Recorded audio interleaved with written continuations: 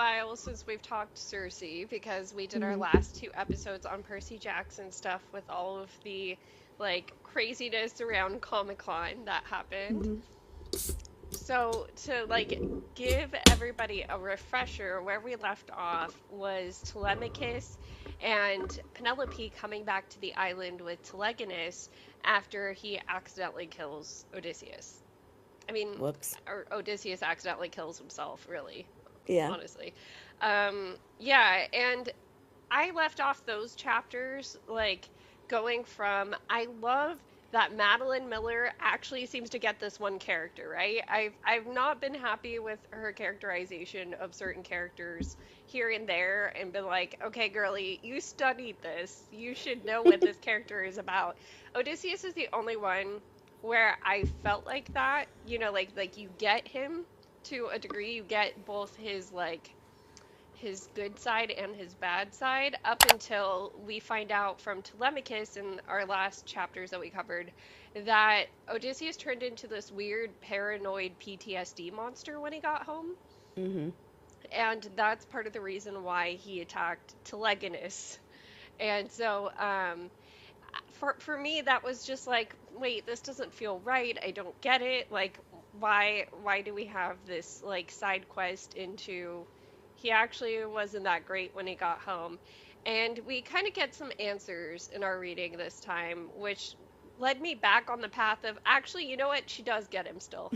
Yeah. Like, yeah. So, to get into it, we're on Circe chapter 22.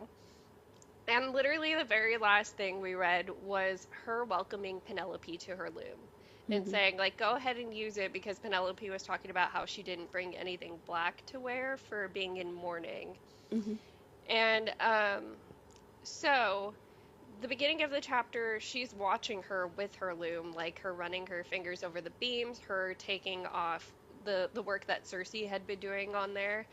And I right away pegged like this is Madeline talking about how calculated Penelope is because like weaving is an area of focus that it seems okay for women to be calculated in when it comes to ancient society, and it's Mm-hmm. very much like a showing off of her skill right Mm-hmm. away.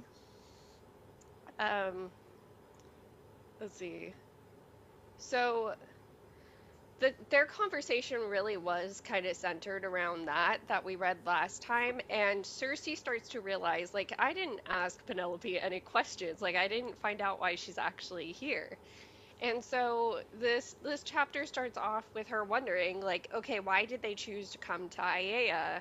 Like, yes, they didn't want to stay in Ithaca, that's fine, that kind of makes sense, but why Aiea? Like, why didn't Penelope go back to Sparta? And she even says there that she points out her cousin is queen there, which she's talking about Helen. Mm-hmm. Like she would have been welcomed there. So there's no reason for her not to go to Sparta. And so she starts like going to Telegonus first, her son, and saying like, "Hey, whose idea was it to come here? Like, did you tell them you were gonna bring them here? Did the queen say it? Did Telemachus?" And he has to think about it because the kid was so full of grief. Of course, he was just kind of acting probably on like instinct and whatever anybody said, he was like, "Yeah, sure, we'll do that." Mm-hmm. And he eventually is like, I think it was the queen. Like, I think it was her idea. Um, and so she's like, "What did she say? Like, tell me exactly what you remember." I remember that she said she'd prefer not to go to Sparta, that she would have a little time. And so she starts thinking, like, time for what? What does she need time for? And he's like, she didn't say, and he seems to be like not doing well with this conversation. So Circe actually backs off here, and she's like, okay, I'm gonna wait. I'm gonna ask, from the source. Um, This part, she was so annoying. a little Like, bit. and especially because Telegonus was like, I thought you said you were, like, fine with them being here now. Hmm. And she's like, yeah, I just have to interrogate you about them first. Like, shut up. Like, just Yeah. Oh my God, just shut up. Yeah, she's also very paranoid here, and I part of me gets it. Like, custom would be for Telemachus to kill his dad. He said that himself, but or not kill his dad, to kill Telegonus for killing his dad. But like, he didn't want to do that because he saw how it happened. He was very like measured and level-headed about who his dad was, even if like the way he saw it wasn't the full picture. Yeah, and I just kept thinking during this part, I was like, Circe, I'm pretty sure this entire book has been you talking about how sad you are because people who you want to be around don't want to be around or leave or die because they're mortal or whatever. I don't know if you know this, but when people are sad, they don't want to be in front of a bunch of people. Hmm. Like just that alone, I would like not bother them because it's like, yeah, I could see why they would want to come to an island where nobody is there because they just don't want to be around anybody right now when everyone's like, Odysseus is dead. Like, what do you Yeah. think about Odysseus being dead? Or like her family giving her shit. And so even if there is like another reason, it's just like, what if you just like don't do this and let them tell you on their own so that your son doesn't think you're being a weirdo? Yeah, but she can't let it go. And it's funny because we have back and forth weaving metaphors. That's one of the things I noticed that Madeline did here. Hmm. Because when Cersei's like, okay, I'm going to stop asking my son, he's clearly not okay right now. She says, my mind kept picking at the thought like fingers at a knot. She's going with like another weaving metaphor here. There's a few of them mixed in, and it's like, we see what you're trying to do with these chapters. Penelope is a weaver. I It's get the it. running metaphor, yeah. Let's see. So, Telegonus is still playing good host to them. She said, my son with his valiant heart, even in grief, he sought to bear us all up, to carry us through one moment to the next. Um, and I don't know, like this poor sweet kid, we really don't know a lot about him still, despite the fact that he's like this big part of her life now. But seeing these chapters of like him wanting to be a good host to them and him wanting to do more, it makes you sad all over again that this poor kid's going to be trapped on the island now when he thought he was going to Ithaca. Hmm. And he's only 16. Yeah. Yeah, at this point. So eventually Telemachus asks her for stories about Odysseus when they're alone again. And what she noticed about Telemachus is that he left her alone all throughout the day, but it was like at night when everybody else was asleep that Hmm. he'd talk to her, and then Hmm. eventually he starts cornering her in her garden too. And she calls that a trick even Odysseus would have admired. That he like kind of plays docile during the day, and then he turns into this valiant man who wants to know everything at night. Is that a Um, trick? it's not I don't know if it's a trick or he's just not comfortable around his mom right now. I was gonna say Because that's that's the like thing. Yeah. trauma. Like Yeah. when all the years when I had untreated everything, the nighttime was the worst time of night because that's when I would just like overthink every single aspect of my entire life. Yeah. And so usually it's the nighttime when you like give in to stuff like that and you just want to know what it is. And so Hmm. he would go running toward to her to ask when he knows that it's nighttime, nobody else is around, and he just like can't stop thinking about it because there's nothing else to do. Yeah. You're supposed to be sleeping, but if you can't sleep, then you're just sitting there thinking all the time. I don't know. Yeah. That's Yeah, just I like mean, what I did. and he kind of lost both parents in one foul swoop because Penelope and him disconnected while Odysseus was going through his paranoid phase.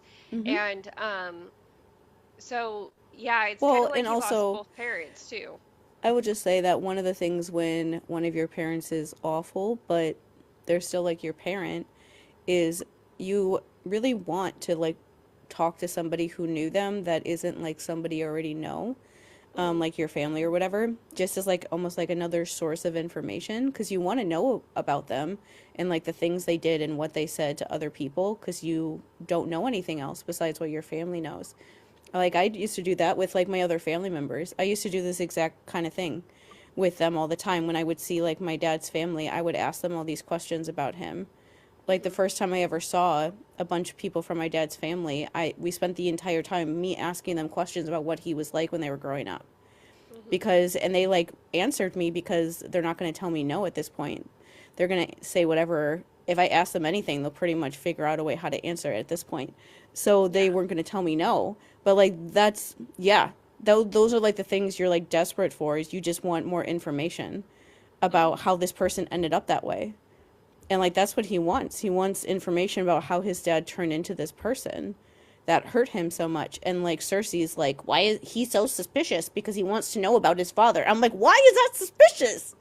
This is Yeah. very normal. Like I don't know if Madeline Miller did this on purpose or she just accidentally did like accurate like, you know, um representation, I guess, for somebody with like complex PTSD from their parent, but this is what all of us do this. Mhm. All of us do this. One of the things in therapy you learn is to like let go of knowing all these things that you're never going to like know enough to like it be understandable enough that they did the things that they did. Yeah. That was hard, but it takes like a many years before you like start to let that stuff go. Now I'm at the point where I'm like I don't want to know more about him because he's a loser. But Yeah. that took like many years to get to that point where I just don't want to know any more about him. It was like 5 years or so of wanting to know anything about him because I just was like, how did you get like this? And that's what he's doing. He Mhm. like and she is like a god, literal like godsend for him because here's somebody who knew him in a time that nobody else knew him during this time that Mhm. can like tell me like this different perspective of my dad than anyone else on the planet I've talked to so far has ever had. Yeah. Like everyone else has this idea of who Odysseus is in a good way. But here's this goddess who knew him when he was out there that had no idea who he was outside of these interactions. So I can like ask her every question in the world. Yeah. And That's great. Like for very but it's just like similar. weird how she like sees it all Yeah. as like suspicious or like a game or whatever. And I'm like, Odysseus is like, oh my god. The one part of these chapters, I'm like, Odysseus is not that smart. Like he's smart, but he's literally not that guy. He's like, he's not that guy that's like, I'm calculated and I'm always 7 steps ahead. That one stupid guy from, what's his name from YouTube that was lying when Oh, he Nick said and that Otto because Avocado. he wasn't 10 steps ahead. He just had plastic surgery and lied to you all about it. And for some reason you all believed it for a while. I don't know why you didn't why you believe that for a while. But he's like Odysseus isn't actually that like maniacal guy like doing that stuff. Like he does stupid stuff. He's not that smart. He's not Yeah. always thinking. Like even when you think a lot and I think a lot, you have to like shut your brain off sometimes otherwise you're not going to make it. Like you're Yeah. not always Overthinking like can get you. strategizing or I don't know. She talks about him as if he's like constantly strategizing from the moment he was awake into the moment that he fell asleep and I was just like nobody has that much energy. Yeah, and I love that Telemachus kind of shatters that for her in just Mhm. like my dad was awful. And Mhm. she has to sit with it because he's not wrong, and she even realizes that. But one thing we find out about Telemachus and why he's asking her for stories specifically is because when he'd ask his dad about his travels, his dad was like, ask the bards. So essentially, Telemachus got the same narrative that Telegonus got. Oh my gosh, I hate that their names are so similar.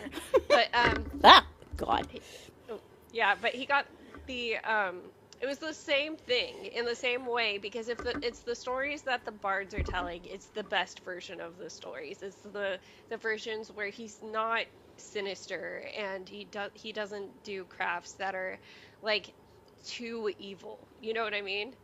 That's And also just like the abusive dad story. yeah, it's Like you like ask I'll them give a you the direct highlights. question and they're like, I can't answer that because I need to be a mysterious, abusive enigma or something. Oh my Because gosh, my yeah. dad would do that kind of stuff too. He would like mention the same people from his childhood, and my sister and I would just be like, who the fuck is that? Like, who are they? Who are these people that you've brought up in these same stories over and over again since we were kids? Who are they? Like, Mhm. why did you stop like seeing them? Because we've never met any of these people before. But you Yeah. keep bringing them up, and he would just be like, I don't want to talk about it. I'm like, oh my god. Like, they never want to tell you anything because they're just so weird. Yeah. So Um, let's see. He says he wants to know everything, whatever she knows. And what she says to herself here, I did not consider telling him the versions I had told Telegonus with the happy endings and non-fatal wounds. He was not my child. He was not a child at all, but a man full grown who wanted his inheritance. I gave it, murdered Palamedes and abandoned Philoctetes. Odysseus tricking Achilles out of hiding and bringing him to war. Odysseus creeping at moondark into the camp of King Rhesus, one of Troy's allies, and cutting men's throats while they slept. How he had devised the horse and taken Troy and seen Astyanax shattered, then his savage journey home with its cannibals and piracy and monsters. The stories were even bloodier than I had remembered, and a few times I hesitated, but Telemachus took his blows straight on. He sat silent, his eyes never leaving mine. And it's like, of course, the stories are bloodier than you remember when you've been telling your son like the PG-13 version the entire time. So Mm-hmm. it's kind of crazy that she didn't gaslight herself at this point into thinking those are the true versions too. Yeah. So she also mentions she saved the Polyphemus story for last. That she waited to tell him about his tricking the Cyclops story and how he blinded him, and then he told him his name was Utis, and so that way when he was blinded, he'd cry out, "Nobody's harming me. Nobody is hurting me," and so after telling that story, Telemachus, he sits for a while and then he says, it was a bad life. And she thinks he's meaning Odysseus's life was a bad life. And she said, there are many who are unhappier. And Telemachus replies, no, I do not mean a bad life for him. I mean that he made life for others a misery. Why did his men go into that cave in the first place? Because he wanted more treasure. And Mm-hmm. Poseidon's wrath that everyone pitied him for, he brought it on himself because he could not bear to leave the Cyclops without taking credit for the trick. All those years of pain and wandering, why? For a moment's pride? He would rather be cursed by the gods than be no one. If he had returned home after the war, the suitors never would have come. My mother's life would not have been blighted, my life. He talked so often of longing for us and home, but it was lies. When he was back on Ithaca, he was never content, always looking to the horizon. Once we were his again, he wanted something else. What is that if not a bad life? Luring others to you, then turning from them. And so she's like trying to stop herself because she wants to deny, like, Odysseus isn't like that, no. But then she thinks about how she was miserable when he was around because he was always talking about Penelope while he was sharing a bed with her. Mm-hmm. Yeah, and so it's kind of, I love that it shatters her bubble a little bit. Like, he wasn't this great guy. You could do better, girly.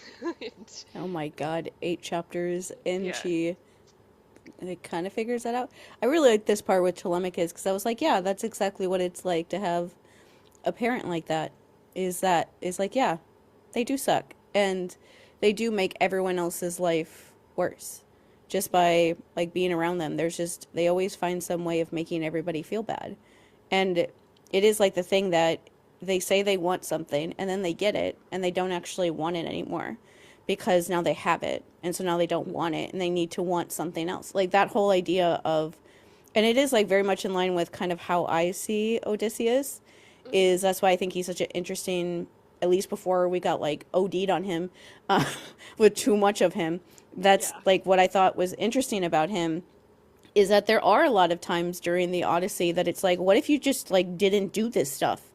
And Hmm. you would just, if you just like went home instead of doing all these wild things, then everything would have been fine. But you, like, you could have done that. You could have just gone home if you really, like, if you really cared that much about them, you would have just gone home instead of taking all these chances and doing all these other things. It's like because you wanted to do all the other things. And like that, Yep. like just admit that you want to do all the other things, that you're not like this sad like person that's crying about his family and the entire like it just reminds me of so many people that are like always like, oh, the world is so mean to me and everything is hard because everyone is mean to me specifically, and like the world is out to get me and nothing ever works out for me and all these horrible things keep happening to me. And it's like, yeah, but what about all these other stuff that you're doing? And it's like, like why I like to bring up Odysseus, the whole thing with like the wind. Um, Hmm. when that happens, is because his men don't trust you. Yep. If you weren't such a conniving little bitch, those men would have actually trusted you. If you didn't lie to everybody just for fun, to basically prove how much smarter you are than those people and make them feel stupid, they would have trusted you, and most of the things that happened in the Odyssey wouldn't have happened to you. Hmm. And you wouldn't have just gotten home and everything would have been fine, and you would have actually had friends. But like Yeah. he never had any of those people. All those people had to die because he had to prove how much better he is than everybody else. And it's Yeah. like that is like kind of fits like his character of somebody who wants the gods to be interested in him in this Yeah. like weird way. And it was just really gratifying like hearing him like put it out like that, because I'm like, yeah, that is what it's like to have a parent like that. Is that they're literally just like a walking black cloud.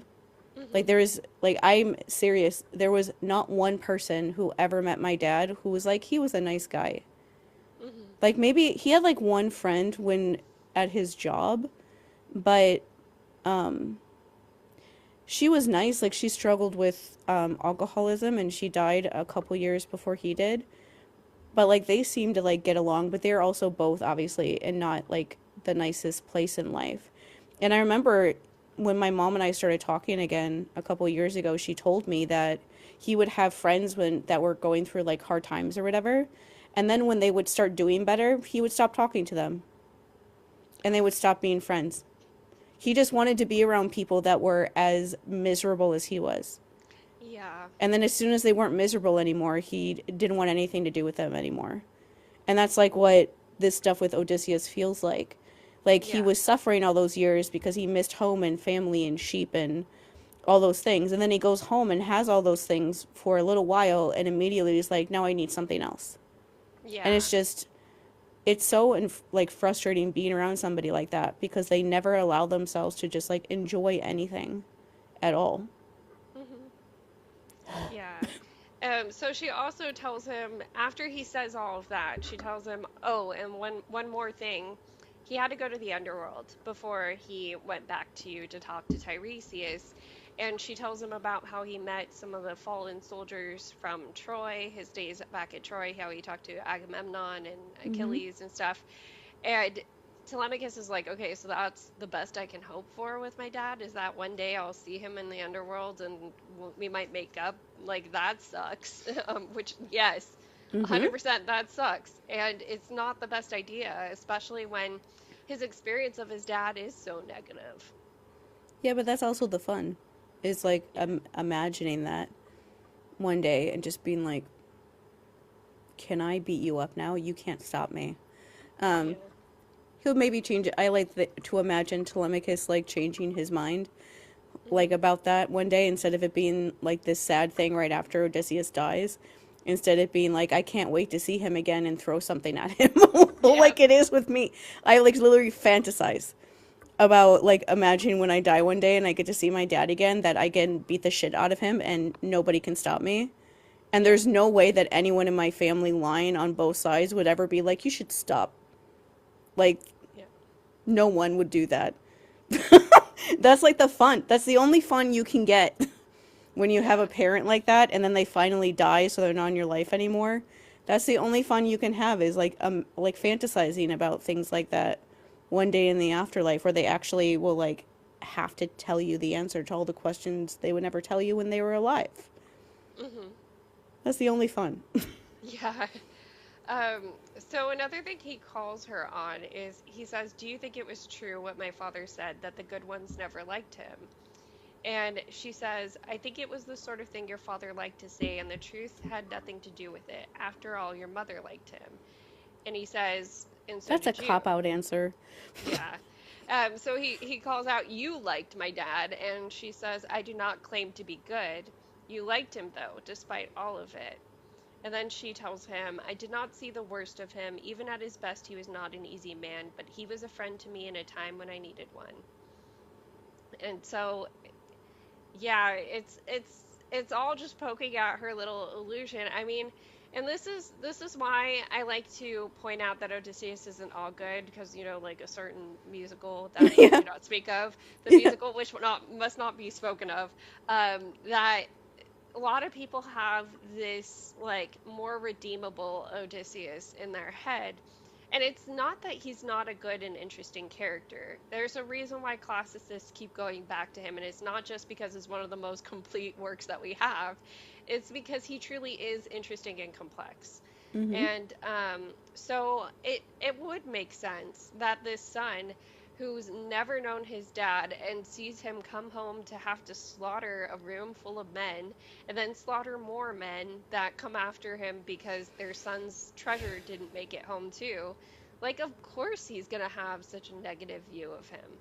Mm-hmm. Even if it was just that, what we know from mythology. Yeah. But adding on all of this extra detail that she does, like, yeah, if that was your dad, if he was so paranoid, he thought everyone was out to get him, he was convinced that there was going to be some coup against him and he was going to have to defend his entire kingdom, at some point that gets exhausting. Pretty quickly it gets exhausting. Yeah. So, Sorry, I'm just picturing Matt Damon playing Odysseus. Why? so after they have this conversation, one of the things Telemachus says is, there are few people who have taken such pains of telling these types of stories with me.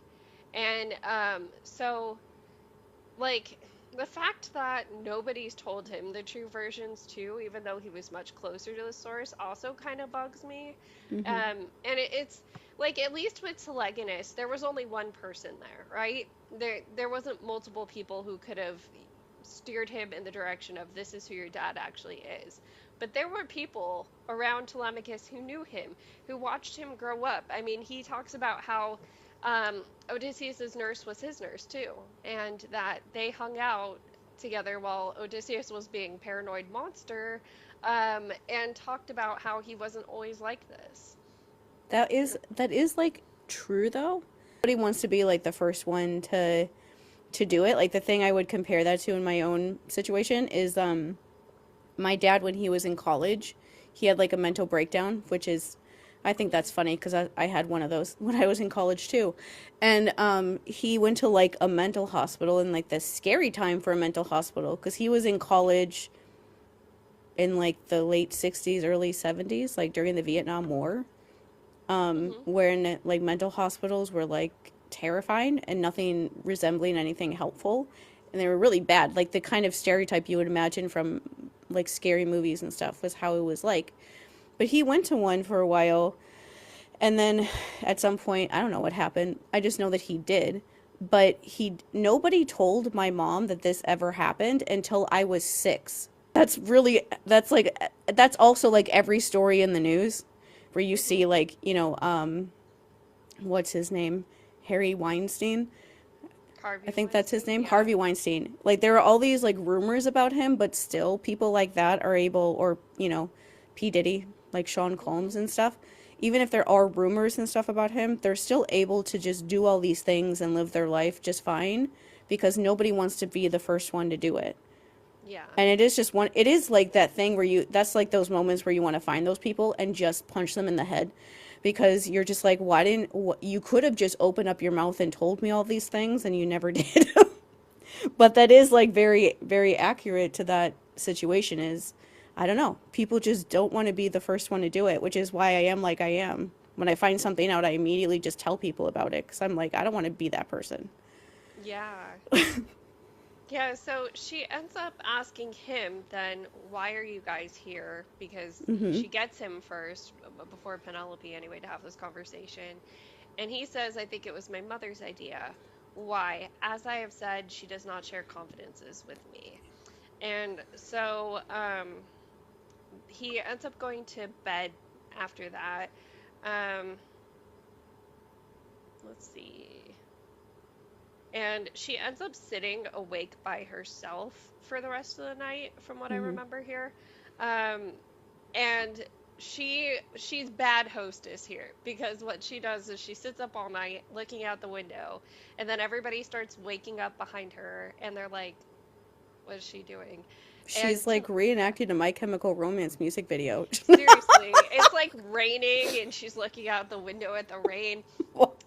She's And like that one. She's like that one. Do you remember that one episode of Friends when they did like that montage of Joey being sad and they show him like looking out a window and he's just looking through like a little rain machine on their table? That's like yeah, what she's doing, but she's actually doing it. Like, calm down. yes. Yeah, it's very dramatic. And let's see. So, Telegonus wakes up then, and then he's like, he starts setting the table and serving everybody, and she says that it seems like he's giving them looks like, sorry about my mom, she just gets like this sometime, which he probably is thinking that. Let's be Yeah, real. yeah. Um, and then she sends Telemachus and Telegonus out to fix her styes, which at this point don't have anything in them to I remind don't know what that everybody. is.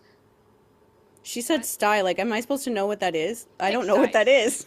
where she keeps the pigs. Okay, 'cause she said that. I was just like, am I supposed to know what this is? I grew up in Yes. a place that has farms, but I don't know what she's talking about. Yeah, yeah, she means where she keeps the pigs, and there are no pigs left from what we find out, because Telemachus later is like, why are you having me do chores that don't mean anything? Hmm. Um, but she says, can you go, you two go help your brother, go fix it up, and they do it. And that's when she starts talking to Penelope, but she comes like super heated right away. She says, you take me for a fool, a dupe to be led by the nose, asking so sweetly about my spell. Tell me which of the gods pursues you? Whose wrath have you brought upon your head? And that actually kind of took me by surprise. I will say that she makes that connection herself, and that I actually didn't make that connection myself even, that like, oh, a reason to come here is this protection she has over the island, like, Hmm. um and I don't know how Penelope, I guess she would have found out from Telegonus because that protection was not in place when Odysseus was there. So she must have got him while he was super vulnerable and sad, to say something like, oh, my mom has a spell over the island, like nobody can go there. I Yeah. guess. Either way, I um was like, this is very, like, you are living in a soap opera inside your own head. Pretty much. And so Penelope actually, she was like, "Yes, you caught me. I did come here because there's a god to pursue me." Um, but like she first is like, maybe I'm not paying you the correct respect because you are a goddess, like, and it kind of, you can tell Cersei's trying to intimidate her, and Penelope's playing along like, yeah, I'm intimidated, I revere you, goddess. And You're so yeah. scary. Yeah. So Penelope eventually starts calling Cersei out like she should. She says, you brought danger to my isle, so I'm bringing it to yours. And Cersei's like, what do you mean? Telegonus didn't mean to kill your husband. Plus, he went of his own accord. It's not like I wanted him to go. So, what do you mean? And she's like, well, you made that spear. And Hello, duh. yeah, super, super venomous spear just had a child literally bring it to the island. What did you think was going to happen? And didn't, like, I'm pretty sure when she gave it to him, she didn't even tell him necessarily that. She just said, like, never touch it. And it's Yeah. like, okay, can you use your words? Yeah, she said never touch it and only use it if you're like against a god or if you're in like absolute danger. Hmm. And it seems like from the way the fight was written that Telegonus was carrying it around, um, but he wasn't brandishing it. Like he just had it because his mom told him, keep this on you, you know? Yeah. Um, and Cersei says, like, I don't regret the spear thing because if Odysseus had not died on the beach, I think my son would have. And there's nothing I would trade for his life, which I do understand that from a mom's point of view. Like really, Odysseus could have easily killed him there. He really could have. And I could see that that is the other reality that would have happened if Odysseus hadn't have died. Um, It's just, I don't know. You got to watch who you're speaking to a little bit, girly. That to me, I was just like, if there was like, I don't know what alarm there would be to be a boy mom, like a toxic boy mom, but if there was one, that would have gone off when she was saying that. Because it's like, nobody is saying that your son should die or that you shouldn't try to protect your son. You're the overdramatic woman who's saying, I had to go to the bottom of the ocean and get this thing that kills anyone who touches it to help my son, and I don't care that I accidentally killed your husband because my son, oh my god, nobody is saying that your son should die. Nobody's saying that your son should die. Like Yeah, she's like making herself like the martyr when her son is still alive. Like he's right there. Nobody yeah, that she cares about actually died. And she's sitting there telling Penelope, like, I'll do anything to help him. And it's like, can you relax? yeah. And Penelope, I love that she's like facetious with the whole like, you know what? You're a goddess. You probably prefer begging. So let me just, daughter of Helios, bright-eyed Circe, mistress of beasts, and witch of Aea, grant me sanctuary on your dread isle. It's very passive aggressive, and I love it because you know Circe would hate that shit, and she probably knows too from Odysseus. Yeah, and I Um, just picture Penelope saying that in like a monotone voice, like not being serious about it all and being like, if I just do this, will you just like stop with all of this, all these weird questions and stuff? yeah. Um, so she also, one thing we find out from Penelope here in this exchange also is she says, my husband spoke warmly of you, more warmly, I confess, than I liked. He said of all the gods and monsters he'd met, you were the only one he had wished to meet again. And, she's still doing her passive aggressive on her knees. So Circe's just telling her, get up, get up. And, like, still begging her for, like, tell me who's after you, girl. Like, Mm-hmm. we're not going to have this conversation like this. And so, let's see, where is it? She doesn't launch into who the god is after them right away. She starts talking about how, well, you've talked to Telemachus, right? And Telemachus has this view of his father. But this is nothing new to me. I'm from Sparta. We know about old soldiers there. Their trembling hands, the startling from sleep, the man who spills his wine every time the trumpets blow. My husband's hands were as steady as a blacksmith's, and when the trumpets sounded, he was the first to harbor, scanning the horizon. First to the harbor, scanning the horizon. The war did not break him, it made him more himself. At Troy, he found at last a scope to equal his abilities, always a new scheme, a new plot, a new disaster to avert. And Cersei's like, wait, but didn't he try to get out of the war? And Penelope says that even that story was a plot. That, like, Odysseus feigned madness, knowing that it was going to be obvious he was feigning madness because he wanted the other Greeks to miscalculate him. And this is where I'm back to, okay, you get Odysseus, because this does Mm-hmm. seem like something he would do. Like, fully knowing, okay, I'm going to let them find me out, but this is going to make them start doubting me so that they don't see, like what I can do. Yeah, and also like, I don't want them to realize, I don't want them to make me a leader before I'm actually like ready to do that. Like his style is more like never being like the number one leader, but being like the one behind the scenes that nobody realizes is actually making all the things. He likes the idea of having other people do the things that he has ideas for. Hmm. It's that kind of thing, and so he doesn't want to go in as like this known, military guy. And so if they think that he might be crazy, then they're not going to trust him right away, and they're going to say he has to like prove himself or whatever. But in reality, that's just what he wants to do. He wants somebody else in charge so that they can like take responsibility if none of his plans work out. Yeah.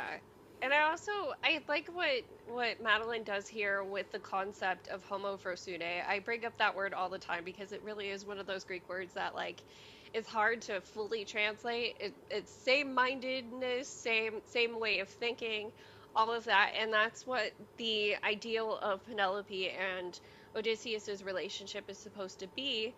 But what we find out through Penelope's narrative here of what happened is that their parallel paths diverged once he went off to war. He no longer wanted to calculate with her.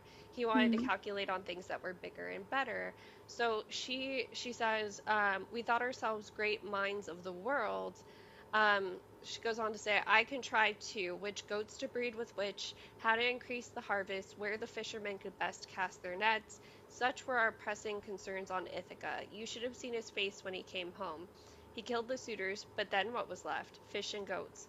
A graying wife who was no goddess, and a son he could not understand. There were no war councils, no armies to conquer or command.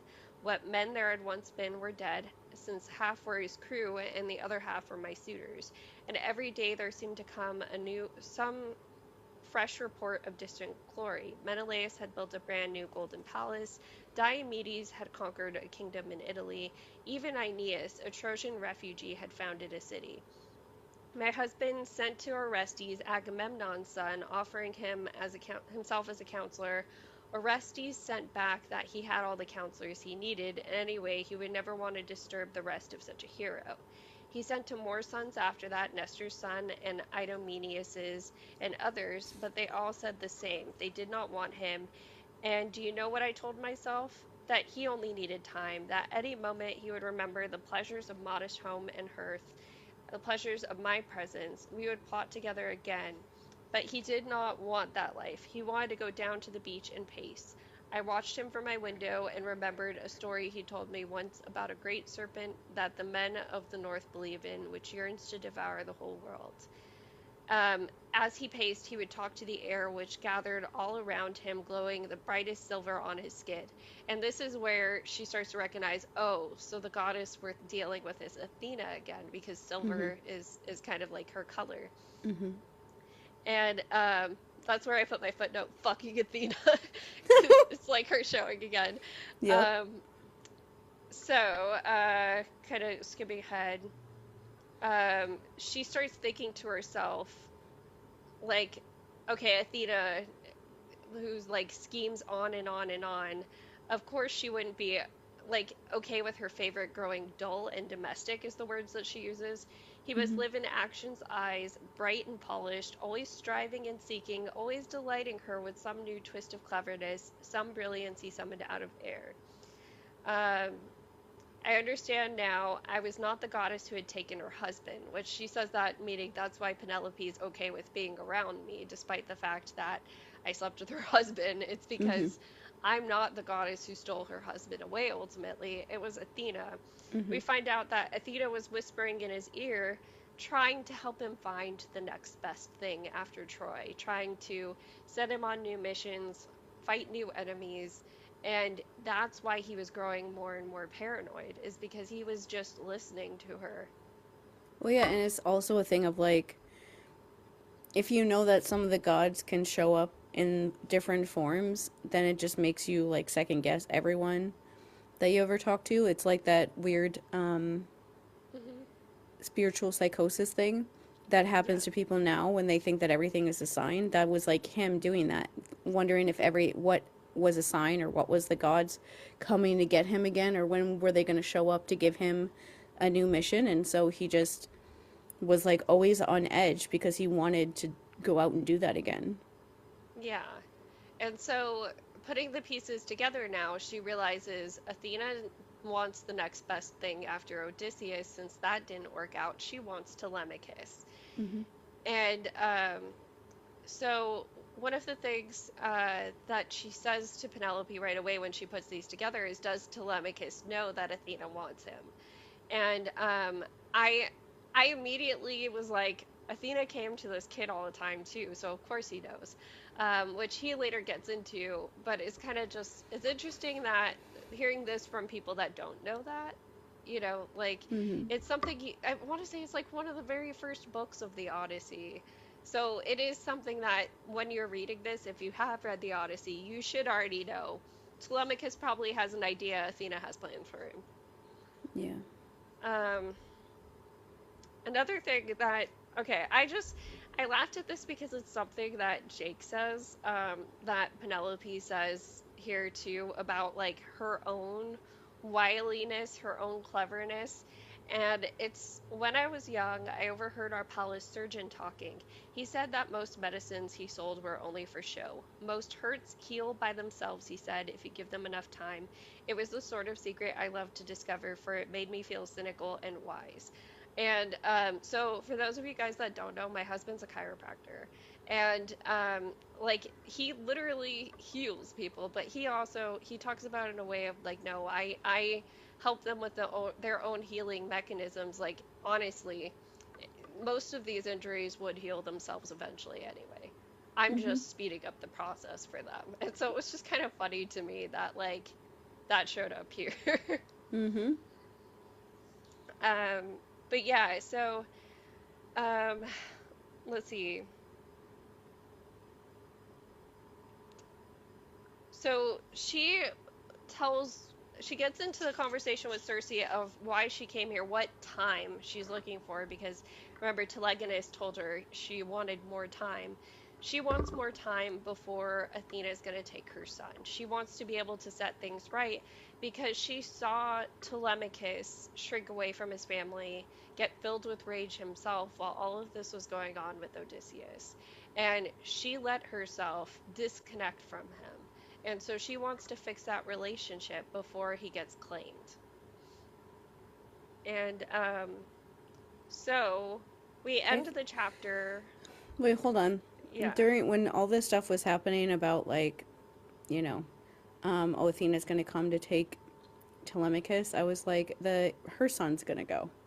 Like when this was going on, I'm like, he's gonna be the one to leave. And I think that it's funny that she never like considered that. But I was like, yeah, that's who else would want to go and do that but like that person who's never Yeah. been able to do anything his entire life and is like ready to go out there and is excited about even doing it. Yeah. So what Penelope ends up asking her at the end of the chapter is, "Will you grant me that time to make things up with my son while I'm here on this island where Athena can't touch us?" Mm-hmm. And Circe just points out, "It's winter, no ships sail now. Aiaia will bear you a little longer." So kind of we're getting a parallel back to her time with Odysseus of like, Yep. okay, we have to winter together now. Mm-hmm. So in chapter 23, we kind of have their relationship all developing during this winter. So she does go up and check on her spell, which I think it's interesting, her connection with the spell, because she's able to sense Athena is prodding and poking and seeing where the holes and cracks are. She's probably been doing it. But there it's gonna hold for this time. And so they start just actually behaving like a family after they've realized that they're safe. So when the storms start letting up, one thing that happens right away in this chapter is Penelope asking Telegonus to swim. At first, I shared Circe's concern. I'm like, wait, this is coming out of nowhere. You're just going to teach this little boy how to swim who accidentally killed your husband. Should I be weary of you? But it ends up being fine. Penelope actually didn't have any plans for him. And so she ends up then sitting with Telemachus. Oh my gosh, the back and forth with the names. Um, but one thing also, sorry, almost forgot this. As Telegonus and Penelope are leaving to go on this little swimming adventure, she notices that he's actually explaining all of the plants in the garden.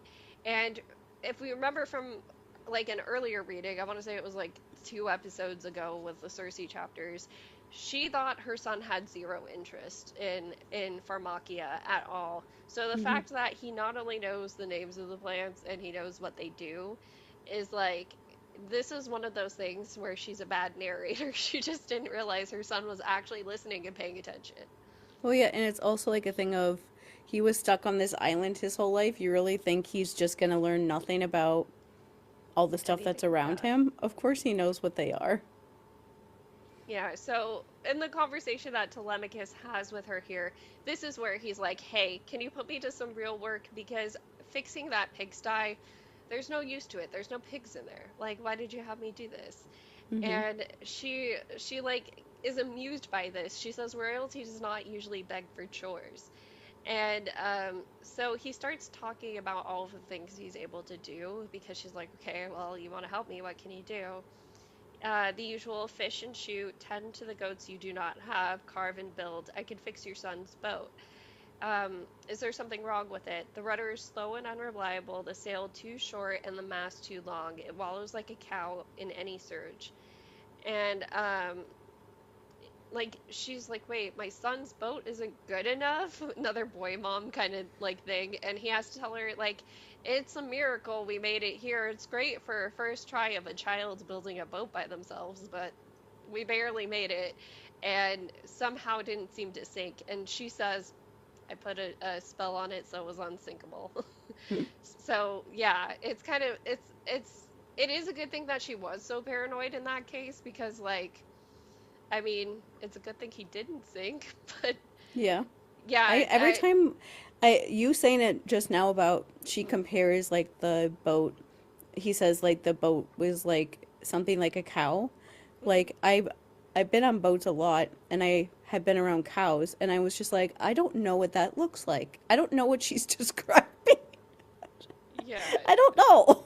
Cows don't really cows are just cows. They don't really do that.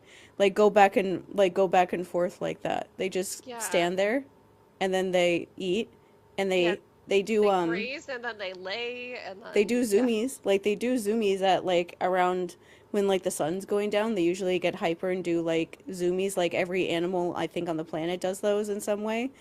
But then other than that, they just like literally stand there not moving and just like hanging out. Sometimes they like playing with dogs. They're mhm. hilarious around dogs, honestly. They like jump back when the dog barks at them and Mhm. stuff, but they don't really do that kind of thing. So I was like, I don't know what that's actually supposed to look like. I'm just going to pretend like I understand what boats look like that are that small when they're about to crash. Yeah, no idea. But then he also starts like critiquing her house eventually, and he's like, Mhm. okay, well, there's more I could do. Your sheep are matted enough to ruin the spring shearing. Three tables in your hall are unbalanced, and the garden path flagstones wobble. There are at least two birds' nests in your eaves. She asks him, is that all? He says, I've not made a complete survey. um, and so she says, in the morning you could fix the boat with Telegonus, but for now, help me out with the sheep. And so they have this little bonding moment where Circe creates some sort of balm that helps him like clean off the sheep's wool while he's combing it out. Mhm. And they're doing this work together and talking and chatting. And yeah, so he's like admiring how much easier it is with her. This wash is excellent. What is it? And she says it's thistle, artemisia, celery, sulfur, magic. And he says, ah. And so he's brushing them out and she's cutting off all of the burrs that are in their fur, just essentially getting them ready so that they can be sheared once the spring comes along. Mhm. And then they see Penelope and Telegonus come back, and she was so absorbed in her conversation that she didn't even realize they were coming back. And for me, that was a moment of like, oh, okay, yeah, Penelope is trustworthy. Because I will say I was scared with her for a little I bit of was like, not why at is she all. asking? I was like I was not scared at all. I was just thinking like imagine all this stuff that Cersei would have been getting done all this time if she wasn't busy reenacting a My Chemical Romance video all the time. Oh my gosh, yeah. So, she makes everybody dinner. She says Penelope left dinner early again. She says, I wonder if she meant to make a point, but her weariness seemed real enough. She was still grieving, I reminded myself. We all were. Mhm. Um, she realizes going out to swim did her son good, and that, like bonding with Penelope is also good for him. So she's okay with what happened. Um, and then they have these like cute little family moments where Telegonus starts asking Telemachus to tell him every single story he knows, and Telemachus is like, I'm not the best storyteller, but they're having fun with it even though he's not. And so he hears all of these stories of other heroes that like he didn't get from his mom. It's really sweet. Mhm. um and so then Cersei starts asking questions because she realizes, like, he probably has tales of people that I know that he's never, or that I've never heard the endings to, because we've heard parts of them, right? Like, we Hmm. know Daedalus and Icarus, she does know how that one ended. She doesn't know what ended up happening to her sister. She doesn't know what ended up happening to Medea. So she asks, "Tell me, what did the bard ever speak? Did the bard ever speak of Pasiphae, Queen of Crete?" And he says, "The mother of the Minotaur. Of course, she was always in the tale of Theseus." Did anyone say what happened to her when Minos died? She is immortal. Does she still rule there? And we find out she went back to Helios's halls. And she went back after Idomeneus, her grandson, died, who would have taken over the throne at that point. Hmm. Um, so I don't I know this is probably gonna come up, especially with how we ended on the last chapter that we read for today. But it's, for me, for a second, it's like, why would she go back to Helios when she was the most, like, aware of how things were? And I get part of it, like, when you don't know anything else, you do have to go back to that. Honestly, before I went no contact with my mom, um, I think Jake also, like, felt this little pressure of, like, she might have to go to living in a cramped hoarder house if anything ever happens to us. Um, and it's true, I probably would have gone back there if things didn't work out here. And it's so sad when you think about it, because she realizes how horrible everything is, but she had to go back. I feel so bad for Pasiphae here. Yeah, and it's also like a thing of I don't know what else she could have done necessarily. Like Yeah. she's not they're not allowed to like do things on their own, I guess is the best way to put that. Like Yeah. she was there all that time because her dad basically trafficked her to Minos. Like he just made a business deal with her as part of it, basically. And so Hmm. she was stuck there, but like that was the only reason why she was allowed to be there. The other siblings all kind of had like similar ish situations about why they got to be out in like the human world for a while. Hmm. And so it's like they're not actually like making a choice. Like Cersei obviously didn't either. And Yeah. so they're not, even though they're like these really powerful, beings, they're not allowed to like just make a choice and like live their life. Like if their dad doesn't want them to be in a certain place, he's just going to go snatch them. And Yeah. so it's like a thing of, yeah, she was aware of how horrible it was, but it's also like I don't think she really had a choice of where, if she couldn't be where they had her be, I think she had to go back Hmm. because and nobody else would have let her stay if they were worried that like Helios, like the sun, was going to get mad at you. Hmm. Everything in your place is going to die if the sun Yeah. is going to like either like burn everything to the ground or have everything die because it doesn't Yeah. get any light or something. Either way, during this part was one of those parts when I was just like super frustrated that Cersei never learns anything. Like to Yeah. that sounds harsh, but it is like where she says some line during this part about like, oh, I'm sure she's having fun like terrorizing the nymphs or something like that. Yeah. And I was just like, your sister literally verbatim said, I was raped when we were there and I went to our dad and he didn't do anything about it. And now she's back there. That's what's happening to her when she's back there. Why would they stop doing that to her now? Like that's what they're Yeah. gonna. She even remembers times when men like wanted to do that to her, and it's like you remembered that, you thought about that, and now she's back there, and you're like, oh, I'm sure she's just having fun terrorizing people, and I'm just like, why, why? Yeah. And but in saying that, she reveals that that's her sister, which none of them knew, even her Yeah, son. And so this is where I had a little mini crash out with Shannon in yeah. our DMs, because, like, as I'm reading it, I will kind of like live message her, but I try not to say too much so that it's fresh when we record here. Mm-hmm. And the reason I had a crash out is, like, if you live in this world where the gods are real, right?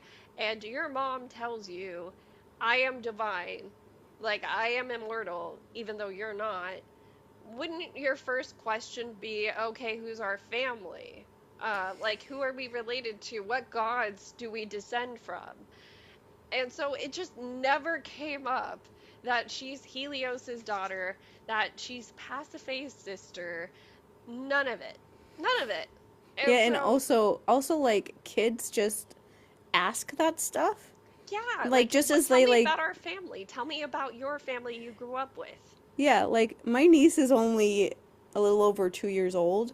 And I've already talked with Mandy about like one day my niece is going to ask where her grandfather is and that there's literally two pictures of him Hmm. and nobody ever talks about him. She's going Yeah. to ask one day where he is or why he's not around or like why nobody talks about him or no one ever mentions him really. And I'm like already now thinking of like how to answer that sort of question in like a child appropriate way without like freaking her out. Because kids just ask stuff like that. They see other families and they want to know.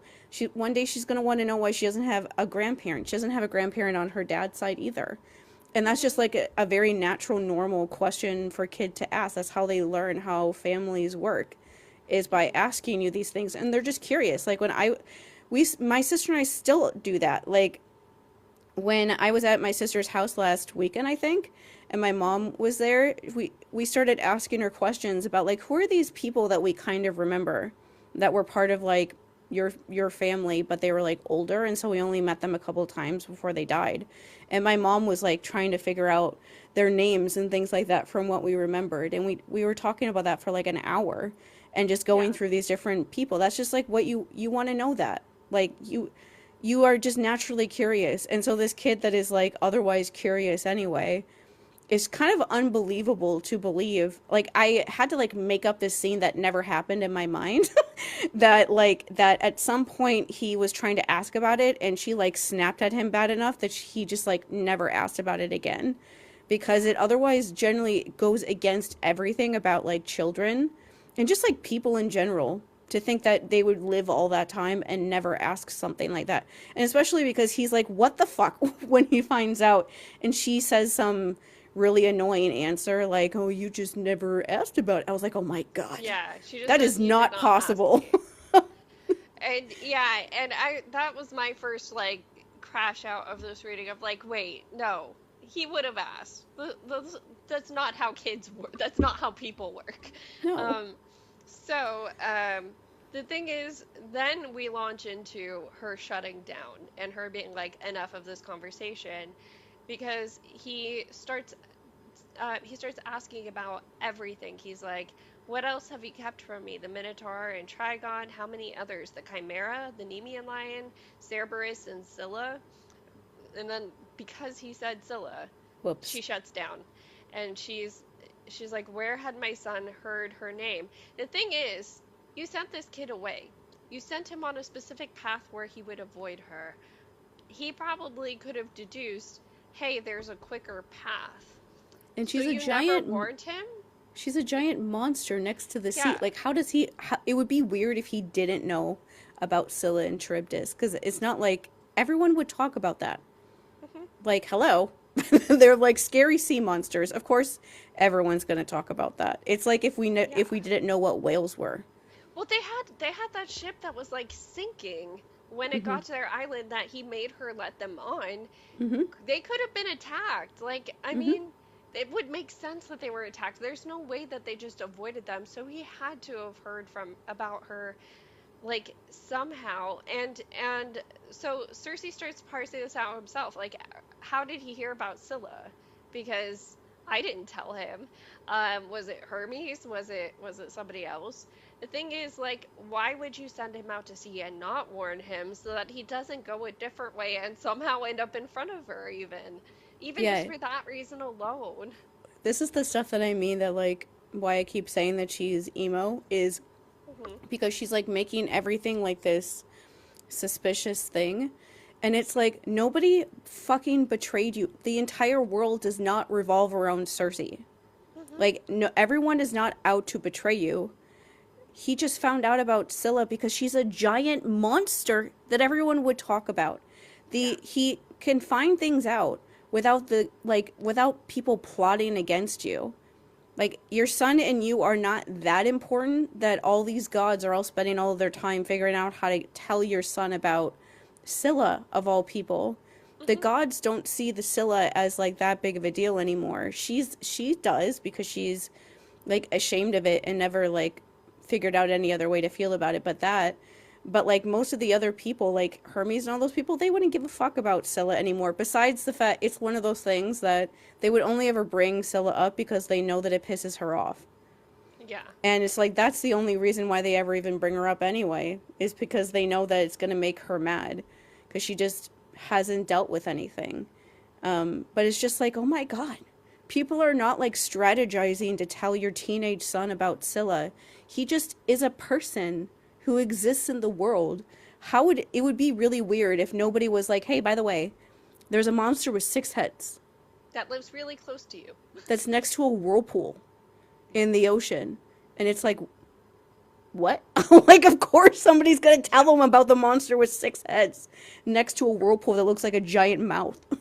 Yeah, so she shuts down. She says, I've said all as I will say, do not ask me again. And she walks away. Um, and one thing that happens when she walks away is none of the animals follow her.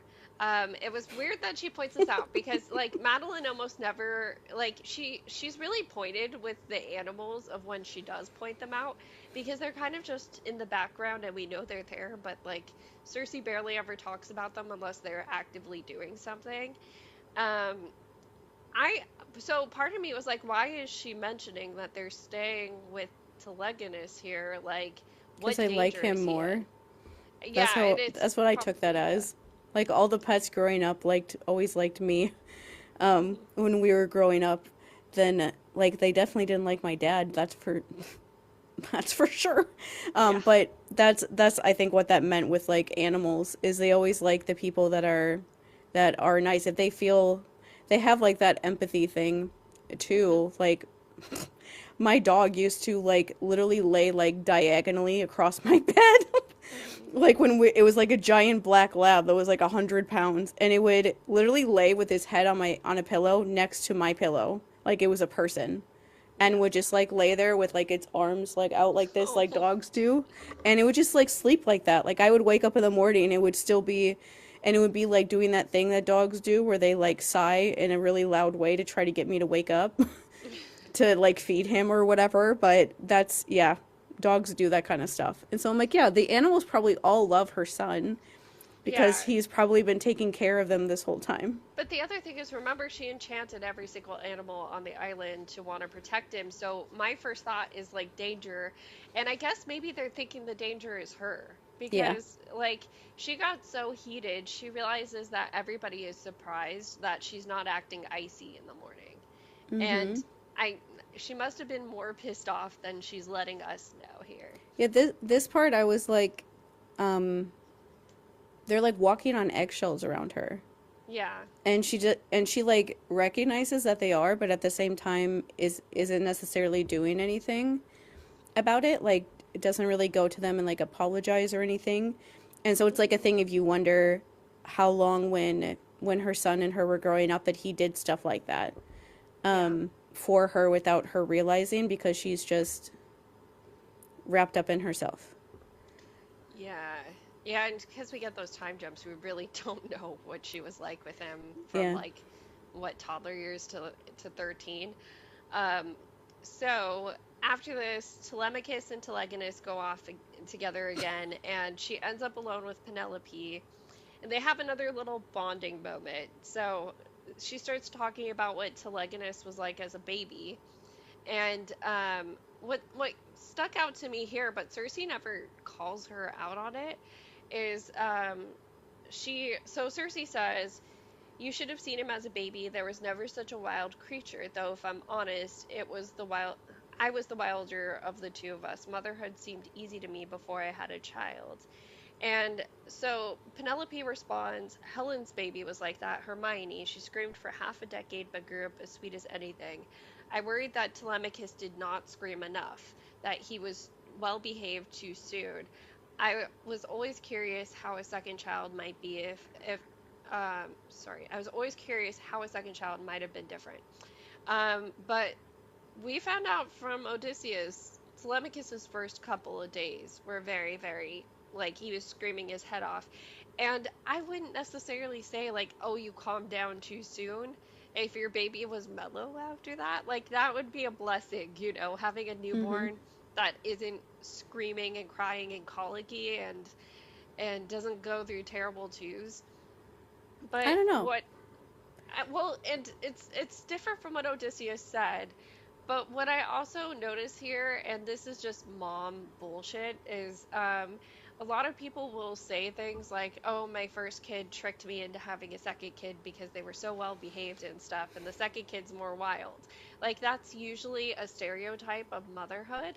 And so I feel like this is her little play on it. Both of them only have one child, and so she's like, I wonder what a second child would have been like if he was so good. And here we have Circe, who has Odysseus's second child. It may not be Penelope's, and he was wild. So they fit the stereotype in a way. Mm-hmm. This part just made me think about like just Telemachus not having a happy time with life because that is also like an abused kid sort of thing. Is Yeah. you do act way more grown up than you're supposed to. Like one of the like family stories or whatever that is Mhm. just true about me is that my usually when another kid is born, the first one has like problems with the other one being. I never did that, and that is like not normal. It Yeah. is very abnormal. I was 2. I like my sister was born the month before I turned 2, and I was never jealous of her. I never acted out or anything. I just wanted to help take care of her. I didn't have that kind of reaction at all. And like my mom and my sister have always said like that's like abnormal, not in like a bad way, but it just is. That's not normal for a 2-year-old to do that. But that's like what Yeah. I did. And I don't even know necessarily why. I'm too young to really like be able to like think about it, but I have like a general guess of why. But it's still that's not a normal reaction to have, and that's what that reminds me of like him just like not being like a normal kid in that way of like making a lot of noise or whatever because at a certain point he must have learned not to do that. Yeah. And it's like that whole thing that that's helpful for like adults, but that's not what kids are supposed to do. Like Yeah. you're supposed to be loud. Like my niece is loud. She's supposed to be loud. Like if it's quiet and she's around, there's a problem. Yeah. Like she should be like making noise and like having fun. And like I told Manny the story that I we took her to her first baseball game, which is we all like going to baseball games. And she was like sitting in the seat next to me and kept like standing on top of the seat and like jumping in it and just like screaming because she liked watching the team. She Mhm. liked watching like the crowd and stuff and would just like scream for a while and then stop and like give me a hug Yeah. and then want to like sit on top of me for a while or somebody else and go back to like jumping around and screaming and stuff. And it's like she's there's nothing wrong with her for doing that. That's like what she should be doing. She's excited Yeah. and she's 2, and so the way to let out that excitement is by like screaming because that's the only way they know how to do that kind of thing. And so if you have like a 2-year-old that's just like not making any noise Yeah. ever, especially when they're at like a big event like that with like 45,000 people there and they should be like overstimulated or like excited or whatever, unless it's just their natural personality, there is a good point to be like, why aren't you like, acting like a little kid? And Yeah. It I should didn't do that be. kind of stuff. Yeah. So one other thing I want to point out before we move on from this line is when she mentions Helen's daughter Hermione, this is like something that doesn't get talked about enough with the Trojan War saga, and it is Mm-hmm. that Helen left behind a child. She left behind a daughter who was 9 years old when she left Sparta. And so Hermione, in this case, she says she screamed for half a decade, which means she would have been 5 when she calmed down. She had 4 good years with her mother. That's the first thing that I was thinking after that. It's like Yeah. she had 4 years with her mother, and then she was probably screaming internally after that, right? Mm-hmm. Um, but yeah, so when Penelope starts talking about this, oh, if I had had a second child, Circe starts realizing to herself, like, Penelope could have taken another husband. She was still pretty young. She could have had another kid, but she actually did love Odysseus that much that she didn't want Mhm. to do it with anybody else. Um, and so they continue bonding besides the weaving. Eventually, um, Penelope starts asking about Pharmakia, and she's like learning from her what all of the herbs do. She watches her making a yarrow salve that's supposed to stop bleeding, and she's explaining the purpose and what she's doing. Um, and so what Penelope ends up asking is like, where does the power come from? Does it come from the fact that you're a goddess? And she says, no, my niece was immortal and she casts spells as strong as mine. Penelope makes the connection then, your niece, you're talking about Medea then. Mhm. And she says, you know her? I know it was sung by bards and played in courtyards for kings. And so she asks her because she never heard the end of that story. And she hears how they eventually went to Iolcus with Jason.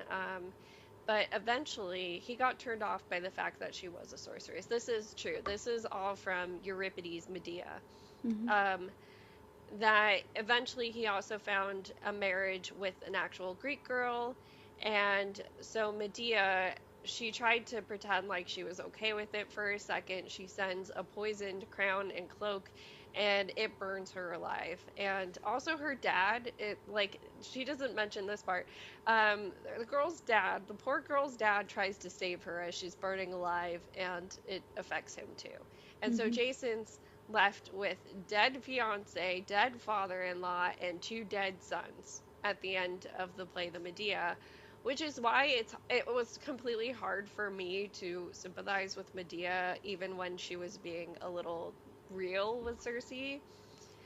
She definitely has her pros and cons as a character, and she's somebody who, despite me translating Euripides' Medea, I feel like I still need to explore more to fully figure out what she's about because the end of Medea's story that doesn't come up here is that eventually in the illusion fields she ends up with Achilles and like they're married in the afterlife. Hmm. And so part of me just like wants to figure out more about that. Um, but anyways, getting back to what she finds out from Penelope is that after killing their two children, she flies off in her chariot with dragons that actually is Aedes, and that she goes back to him. And so she at first is like, why would she go back to Aedes? And then she thinks, oh, it makes sense. Aedes wanted an heir, and there was none more like him than Medea. She had grown up trained around his cruelty, and in the end, she seemed to have not learned how to hold another shape. So, I don't know, like, I want to like Medea. I really do. That's where I'm waffling here, is like, she's comparing him to a brother that she now knows is sinister and evil too. Um, Well, yeah, but I at the same, hated that. yeah, I hated that she said that. Like, fuck you. yeah, You don't know why she's going back there, and just like, and also the idea that, like, oh, she just turned out like her dad. Die. yeah, Legitimately die. Die if you know that somebody has a really abusive dad and that is the best thing you can say to them is, "Oh, you just turned into your dad." You should just die right on the spot if you actually think that about that person, ever say that to them to their face. That is not something that is ever okay to say. And especially when you actually look at Medea's story, she was abused really badly by her brother, right? She knows that. The only way that she could ever escape that is by getting married to somebody because that's the only way that women in this society can do anything. And that's still like somewhat kind of true even now. So especially was back then. And so the only way that Medea could get away from him is by being connected to somebody like Jason. And so she tells herself that if she just gets to like where Jason is, that everything will be okay because she's finally away from him, only to get away from him and for Jason to suddenly be like, "No, I don't like you anymore. I just yeah, had like I you just left your entire life. You're exiled from your entire place. Everyone that you're around doesn't like you just because you're a foreigner from another country, and they're just being super racist to you. Yeah. And you're supposed to just put up with it. And you have like two kids with me, and then suddenly you decide, like, I don't want to do this anymore. I want to get married to a girl from my country because I don't want to be around a fancy foreigner. He's literally like that guy who, what do they call them? Passport bros? Passport bros? Yeah. Yeah, those passport bros guys who think that somebody from another country is like way more like exotic, or those horrible words that they use to get married to, and then they when they meet them and they're an actual person and they have their actual own personality and they're not just like super docile people, they're not interested in them anymore, and they usually want to dump them and get married to somebody from like their hometown. And so he's literally doing the exact same thing to her, leaving her with their two kids. She doesn't have anywhere else to go because the only other place she's ever been in the history of her life is with her super abusive dad, who has been like probably trying to find her this entire time so he can do whatever he wants to do to her. And so, yeah, of course she's going to do something like that and be like, fuck you. Like, Yeah. if you're going to do this to me, I'm just going to take our kids out now so that they never have to go through what I did. And if you want to put it like that, it's like a very simple way of putting it. Like, if I kill them, they never have to deal with any of this shit. And also, my dad will never get access to them. And, okay. And even if it is just she's mad at Jason and wants to get back at her, it's like, what the fuck else was she supposed to do? Like, in this situation, what else can she do? Is she supposed to just like sit by herself and cry all the time with two kids and that she has no way to take care of? Would that have been better if she was just like really sad and depressed and cried herself to sleep every single night about how sad her life is? Like, no, fuck you. Yeah. She's gonna go do something else. And like, why should she sit back and just deal with that? And especially after all of that, she ends up having to be stuck with her dad again. And all Circe can say about it is like, oh, she's just always like her dad. She's just Yeah. always like him, and she just went back to be his heir so that they can be horrible together. And it's like, go fuck yourself. Like, she went through all that shit, and all you can do is judge her, and judge her bad enough to say that she's like your horrible brother, Yeah. and not see any of the like, imagine what Circe would have done. Like, you turned a girl into a monster because she said that a guy that you liked was gonna go on a date with him, and you're sitting here raking Medea over the coals because she killed her own children when her husband abandoned her. Like, you turned her into a sea monster for no reason. What would you have done if you had a kid with, like, if Odysseus showed up and was like, I hate you now, I never want anything to do with you? Like, she would have lost it too. Yeah. And I just like, yeah, Medea is a person. And she's also been fucked over by literally everyone. There's only a certain point that you can deal with that without losing it. And especially in this sort of society that the Circe book sets up, women can't do anything. And so it's like, what is she supposed to do? Just like sit there and cry and be sad? Like, why would she do that? Like, no, she's not going to do that. She's going to like make people feel bad who are like just screwing her over for no reason whatsoever. Yeah. Like, yeah, okay, she hurt her kids, whatever. In this world, people do that all the time. Like, Zeus ate, like, Kronos eating his own kids. Zeus kills his own children all the time. Like, in this world, it's like, okay, yeah, that is bad. But also, it's also a thing of, like, that happens in our society now sometimes when people just, like, lose it. And there are situations of moms actually being, like, mentally ill enough to actually do that and not fully understand. Like, yeah, sometimes people do that and they do understand, but there are a lot of situations where they don't understand. They generally think that they're helping their children by taking them out when they're younger so that they don't get, like, hurt by the world. Yeah. And it's like, that is always an option for her, especially considering what Jason is like. Did you really think that he was going to, like, help take care of Medea's kids?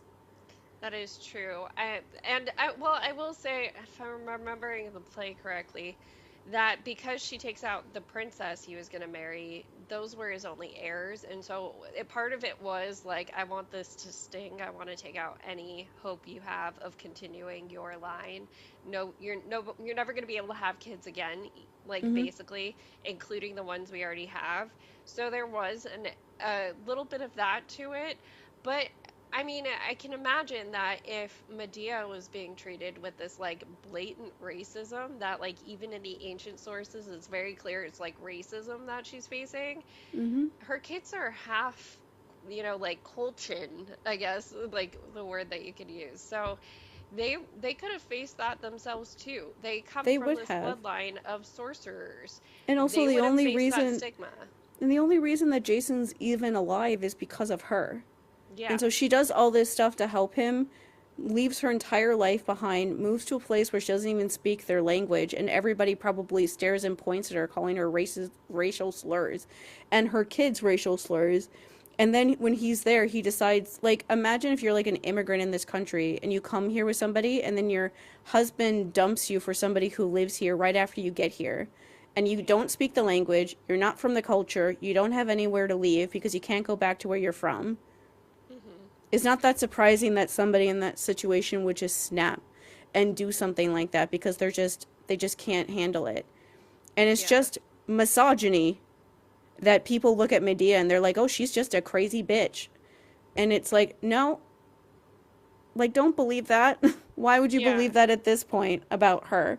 Like she doesn't take anybody's shit. But she did all this stuff and just for him to screw her over like that and to leave her completely alone in a place where she could not have survived on her own.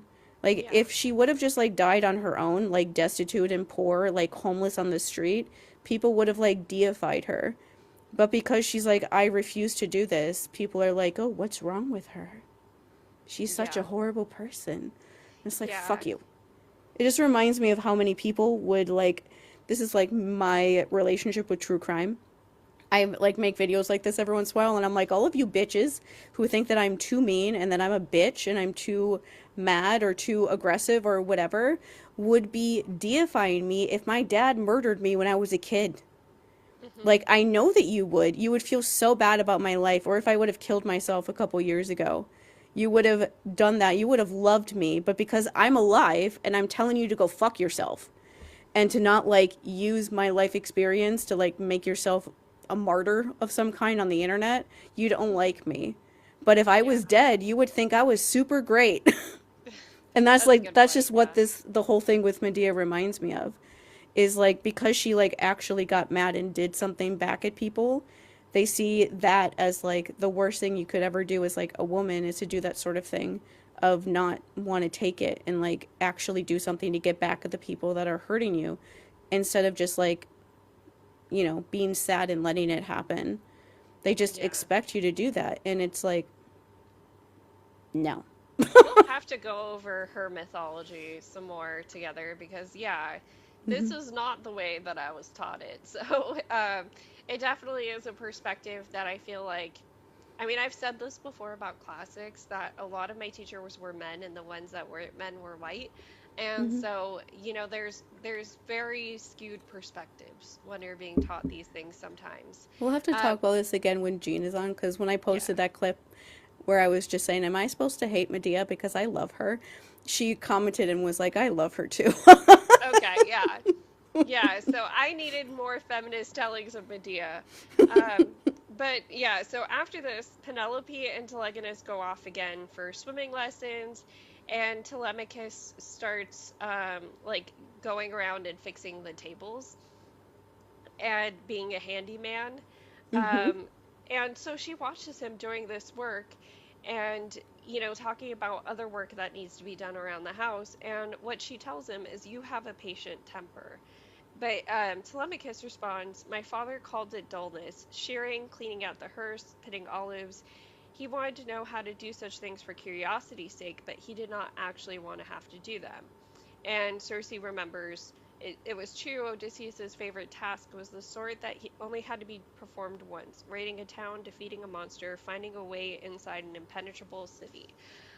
This is where, and I texted this one to Shannon as well. I was like, Telemachus is starting to remind me of my husband. Like the fact that he's doing all this handiwork and he has patience for some of these tasks that other people don't.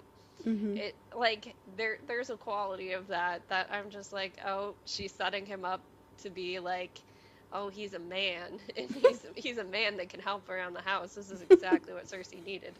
Mm-hmm. Um, but anyways, let's see. So she starts trying to set Penelope up for her little like making up with Telemachus, which I actually respect as a mom. She's like, your Mm-hmm. mom does want to talk to you. And Mm-hmm. he's like, well, she hasn't yet. She needs to come to me. Which also is fair. Yeah. Yeah, she's the parent. She should be doing the work. Mm-hmm. Let's see. And she says about Telemachus, there was a sort of innocence to him, I thought. I did not mean this as the poets mean it, a virtue to be broken by the story's end, or else upheld at greatest cost. No, I meant that he was foolish or guileless. Nor did I mean that he was foolish or guileless. I meant he was made he was made only of himself without the dregs that clog the rest of us. He thought and felt and acted, and all those things made a straight line. No wonder his father had been so baffled by him. He would have always been looking for the hidden meaning, the knife in the dark, but Telemachus carried his blade in the open. And I kind of like that they characterized Telemachus like this, that he's a straight shooter when his dad was like this crafty, secretive Mm-hmm. guy, and that they fundamentally didn't get each other. And like, yeah, it sucks that they didn't get each other, especially because their time with each other got cut short. And I mean, at least if you're going with the story the bards tell, that he was the whole reason that Odysseus wanted to stay home, supposedly. Like, it was his life he was sparing by going with the Mm-hmm. soldiers. Mm-hmm. Um, but like, I kind of like this characterization that she has going on here. This was the Mm-hmm. one that I can definitely see working. Mm-hmm. Um, so she the next part is kind of when things start going, Interesting. yeah, getting interesting. Hold on, there's a little bit more of the family time first. So she realizes watching Telegonus with his half brother and with his stepmom. I don't know what to call her. But like that. She says it pained me to realize how much he had wanted a family all these years when she watches him interact with them. Mm-hmm. And another thing that she remarks about having people around again is it was strange to have such constant company. Telegonus and I had mostly kept out of each other's way, and my nymphs had been more like shadows flitting at the corner of my eye. Usually that much, usually even that much presence wore on me, nagging at my attention until I had to leave and walk the island alone. But there was a contained quality to Telemachus, a quiet assurance that made him companionable without being intrusive. The creature he most reminded me of, I realized, was my lion. They had the same upright dignity, the same steady gaze with deep-set humor, even the same earthbound grace, which pursued their own ends while I pursued mine. So, okay, she's enjoying these two being here, but also her saying he's like my lion. I feel like that's big foreshadowing happening here of like, the fact that she's comparing him to this lion that was her protector, that like, things went shitty on her island the moment that that lion died. There's something significant to this that like Madeline's trying to like send us the warning lights for, I think. Mm-hmm. So Um, she ends up asking him, do you miss Ithaca? He says, I miss those that I knew. I am not sorry to see my goats, and I am sorry not to see my goats breed. I think I would have not been a bad king. And so she calls him Telemachus the Just, but he says that's what they call you if you're so boring they have nothing else to say. Mm-hmm. Um, And so, she's like, okay, but you would have been a good king. Like, why not go for it? And he basically says, what would I do in those rooms that my father and suitors filled up? Every step would be a memory I wished I did not have. And like that is definitely relatable of, like certain places not being able to go back. Honestly, there is part of me that is really, really happy that very soon after I moved out, my mom had to move out of my childhood home because there's no going back there. Hmm. Um, I know a lot of people when their childhood home goes up for sale or their parents finally move out, it's really sad. For me, it was like, done with this place, goodbye. And it's I, been since like leveled too, I think, and rebuilt. I don't have one of those. Oh yeah, you moved a lot, right? Yep. Like, the house we lived in when I was from until I was 6 was torn down when I was in like high school. The house we lived in after that was torn down when I was in like high school. Um, the house we lived in after that I wish would be torn down, but it's still there. And but we don't have like a childhood home like that. Sky doesn't either. I'm sure. But yeah, it's weird when people talk about that kind of thing. I'm like, I don't have that at all. I have like a I guess like a hometown, but I hate it. Yeah. Um, but it's there, I guess. But like, I don't have a place like that. I guess the closest thing like that that I've experienced was my grandma's house, my mom's Hmm. mom. My grandpa like built the whole house. He could do that kind of thing, and so he just built the whole house before I think when I was really little. Like I Hmm. remember like going there when I was like 3 or 4 when they first like moved in. She died when I was 16, and I never went back after that because they ended up like selling the house a couple years later and somebody else bought it. And I remember telling my mom that it like makes me want to vomit imagining other people living in that house and that it likely looks completely different now. I never want to see it ever again. Hmm. Like we've gone to the place where she lived and like looked like down the street where she lived and I'm like I don't want to actually see it though. Yeah. And so I think that's probably the closest people get to that is that sort of feeling. But when it comes to like my own childhood, we don't have anything like that. We Yeah. like my sister and I literally like look at pictures and try to figure out which house we were living in by like the setup of the house to try to figure out which townhouse it was Yeah. because we moved so much. Let's see. And so one of the things that she asks him during this conversation of not wanting to go back is, or what she says is, it must be so hard to be amongst your brother Telegonus. And he asks, why would it be? Because he looks so much like your father. And here's where I also think this is our little hint that Cersei's not the most reliable narrator, because he says, what are you talking about? Telegonus is stamped from you. I did not just I do not just mean your face, it is your gestures, your walk, your way of speaking, even your voice. She says you make it sound like a curse, which why? No, he didn't. No. And he says it is no curse.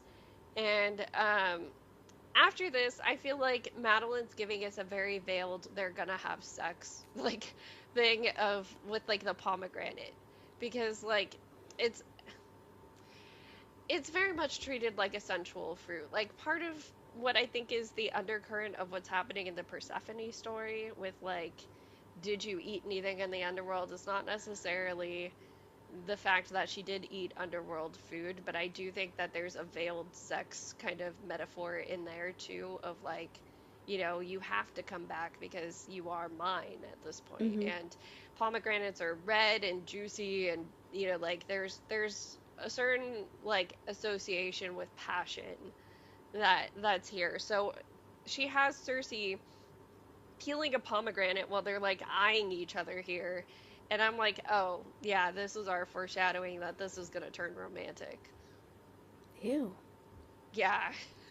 It's very veiled and it's very classicist, like I'm going to try to be, like not explicit with this while still giving you a metaphor that if you know enough is in your face.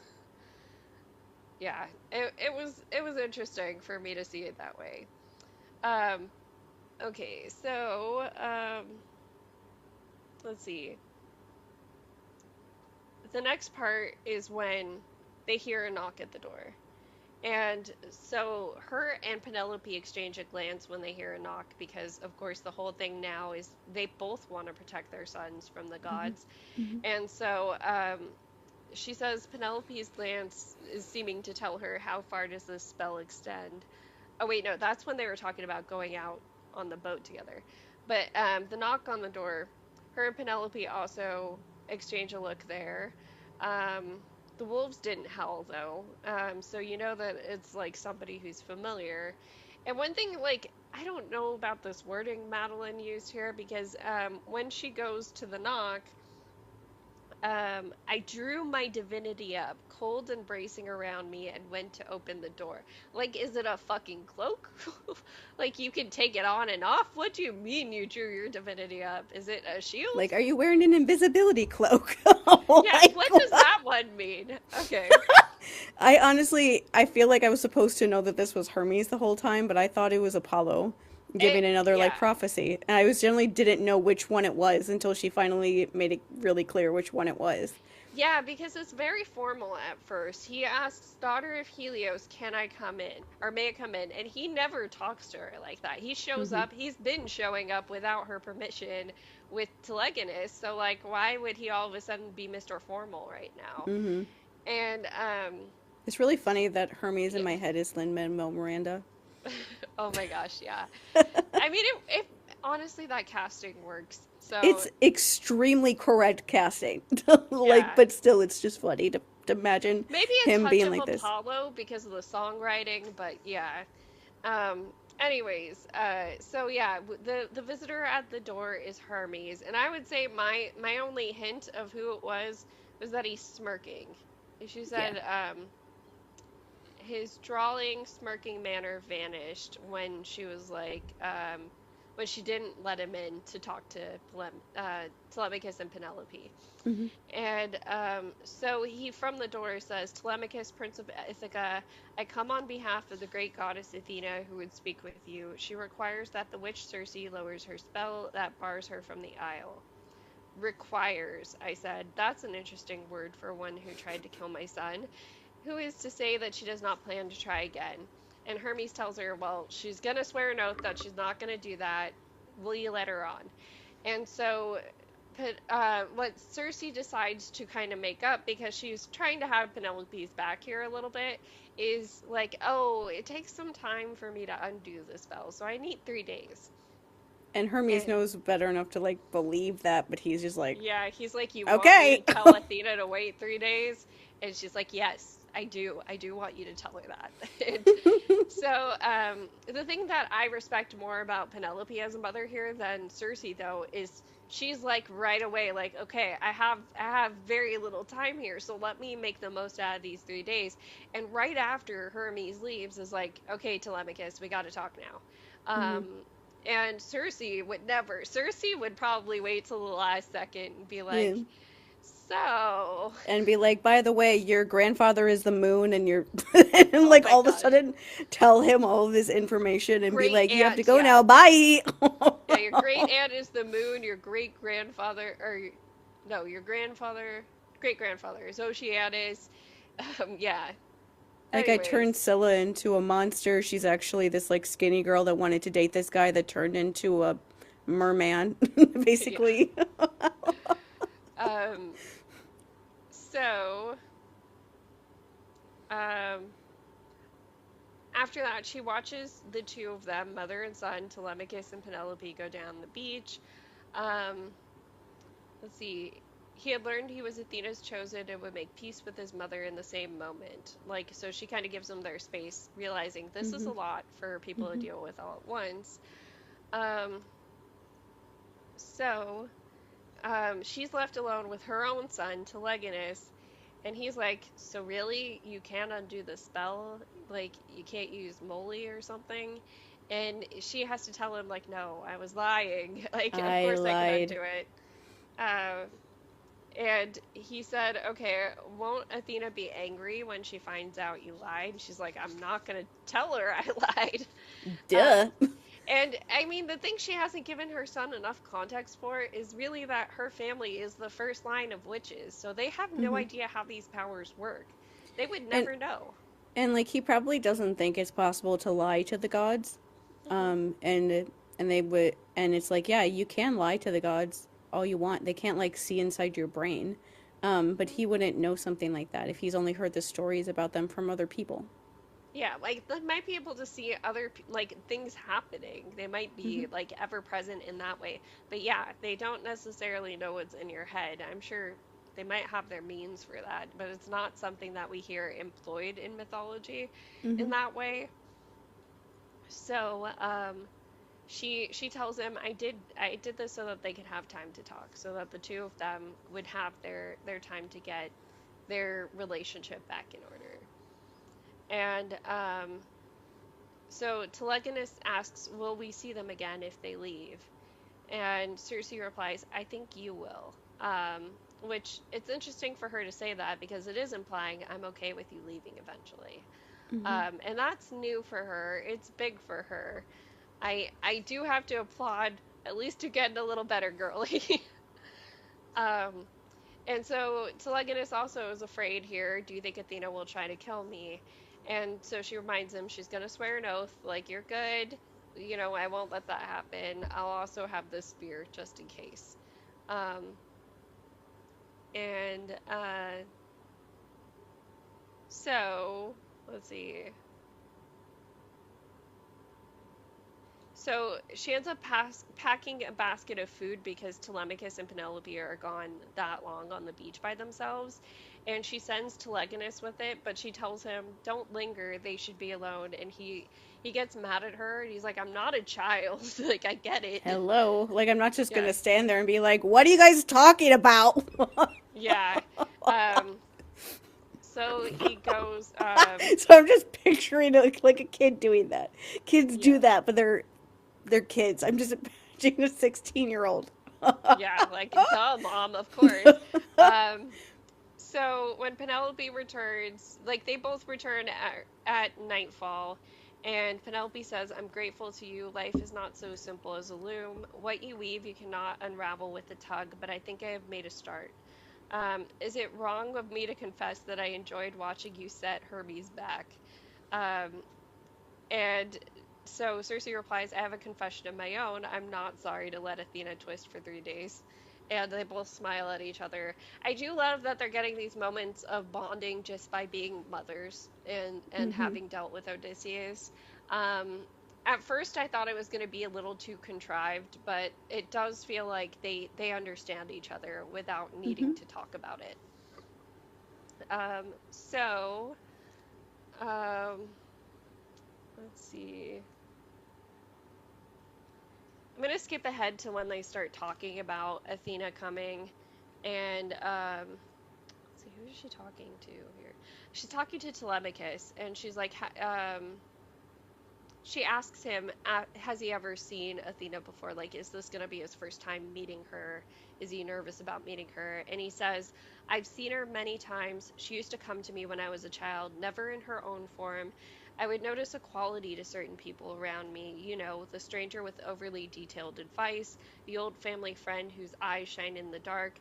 The air would smell like buttery olives and iron. I would speak her name, and the sky would glow bright as polished silver. The dull things of my life, the hangnails on my thumb, the suitor's taunts would fade. She made me feel like one of the heroes from the songs, ready to tame fire-breathing bulls and sow dragons' teeth." So, like I said, if we read the Odyssey, we know Athena appears to him, and I believe she appears in the guise of some person from Ithaca that was like a family friend at first, and he Hmm. does realize it's her. But what she does at the beginning of the Odyssey, if memory serves, was she sends him out to get news of his father, knowing that the suitors are plotting to kill him at this point. Hmm. Like, let's get you out of here, and let's have you start learning about your dad. Hmm. Um, so um, he says, "After my father returned, I never saw her again. For a long time I waited. I killed ewes in her name. I scrutinized everyone who passed. Did that goat herd linger strangely? Was not that sailor too interested in my thoughts? You can imagine people didn't love me for that, always staring at them, then turning away in disappointment. Um, and she asks, like, do you know what she wants? He doesn't know. He has no idea. Um, and she says, you will have power, certainly, and wealth. You will likely have your chance to be Telemachus the Just. And he just kind of like looks off to the distance. So she starts telling him, you can take the boat. You know, it's charmed against sea disaster, so you'll be fine, and Athena will help you out. Like, maybe you should do it. And he says, that is a kind offer, thank you. Then you will have your island back. Um, she says, yes, I will. And that's where their conversation ends. So she doesn't know at this point what Telemachus intends to do if he is offered a chance to leave by Athena, or at least told that he has to leave. We're not quite sure what flavor that's coming in, but it's kind of clear that he's not going to be allowed to stay on Aiaia Mm-hmm. necessarily. So, um, in the next following days, um, let's see,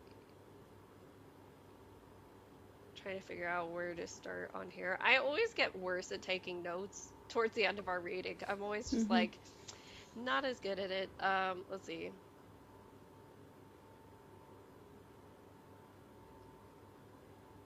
Um, so the morning of the third day, um, Penelope approaches her and she said, Um, I know I ask much, but will you be there when we speak to her? She says, I will, and Telegonus too. I want it finished and clear. I'm tired of the games. And so eventually Athena shows up. And when Athena shows up, the first thing she says to Circe is, I told you that you'd be sorry if he lived. And Circe says, you were wrong. And Athena responds, you've always been insolent, Titan. And then she starts talking to Telemachus. That little exchange, though, like it's interesting because she puts so much stock in Circe's love for Odysseus. She really thought she would not like see that situation for what it was. You know, Mm-hmm. that Odysseus attacked her son, that he had to defend himself. That ultimately the thing that got Odysseus was his own like anger and paranoia to the fact where he like Telegonus was trying not to hurt him and he scratched himself. So why would Circe be sorry about that, you know? Like, yeah, she armed him with something extremely dangerous, but the other side of it really is he would have died. Mm-hmm. So I do get her saying, I don't think that she's like lying to her to take the piss out of her, saying, like, you were wrong, I'm not sorry. Yeah. Um, so what Athena wants from Telemachus is she says, son of Odysseus, Zeus has foretold that a new empire will rise in the west. She's talking about Rome, by the way. Aeneas is fled there with his remnant Trojans, and I would have the Greeks to balance and hold them at bay. The land is fertile and rich, thick with beasts of field and forest, overhung with fruits of every kind. You will found a prosperous city there. You will build stout walls and set down laws to hold back the tide of savagery. You will seed a great people who will rule in ages to come. I have gathered good men from across our lands and sent them on a ship. They arrive this day to bear you to your future. Um, and so Telemachus, he says he's honored. He says he doesn't deserve it, and then eventually he turns her down. Um, and of course she's like, what? Like, what do you mean you don't want this? And he says, I've considered, for 3 days I've considered, and I find in myself no taste for fighting Trojans or building empires. I seek different days. And so Circe's starting to panic. She's like, what the hell is going on? Like, why would he do this? He's turning down a goddess.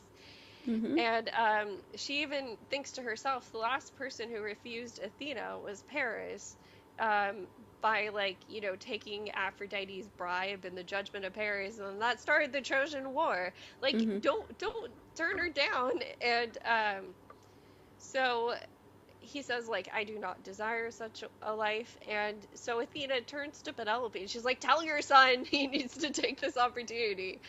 And so Penelope just says, I have, goddess. He's set in his course. You know his father's blood was always stubborn. And Athena responds, stubborn in achievement and ingenuity. What is this degeneracy? I do not make this offer again. If you persist in this foolishness, if you refuse me, all my glory will leave you. Even if you beg, I will not come. And he says, I understand. Bye. Yeah. It And really so, is that simple to tell a goddess no, just by the way. You can tell a god yes. no. And okay, so I'm getting there. I have a point, but I want to finish a little bit more of what happens here. So she tells him then, there will be no songs made of you, no stories. Do you understand? You will have a life of obscurity. You will be without a name in history. You will be no one. And he says, I choose that fate. Um, and so, she gets mad. But okay, so remember when Circe was like, I for whatever reason I told him the story of Polyphemus last. And that story, after hearing it, Telemachus was like, my dad couldn't just settle for being Utis, for being nobody. He had to have his name, his pride, his kleos, right? Mm-hmm. And so I do love what she's doing here of he's okay with being nobody. Like Yeah. he's okay with being nobody because it is a better life. And even when you go to the Odyssey, this is something that I'm sure I brought up in one of our earlier podcasts, but one of the things that Achilles tells Odysseus in the afterlife Oh is yeah, like, yeah. I should have chosen the other option, like, because now I'm here amongst the dead, and what is it to be king of the dead? It Like, this doesn't is it this doesn't sucks. matter. Yeah, and so yes, the glory seems to be what everybody else is for, and he's actively choosing against it. And so I do love that, like, she makes this father-son duo such opposites that nobody becomes significant even for Telemachus here. Yeah. Yeah.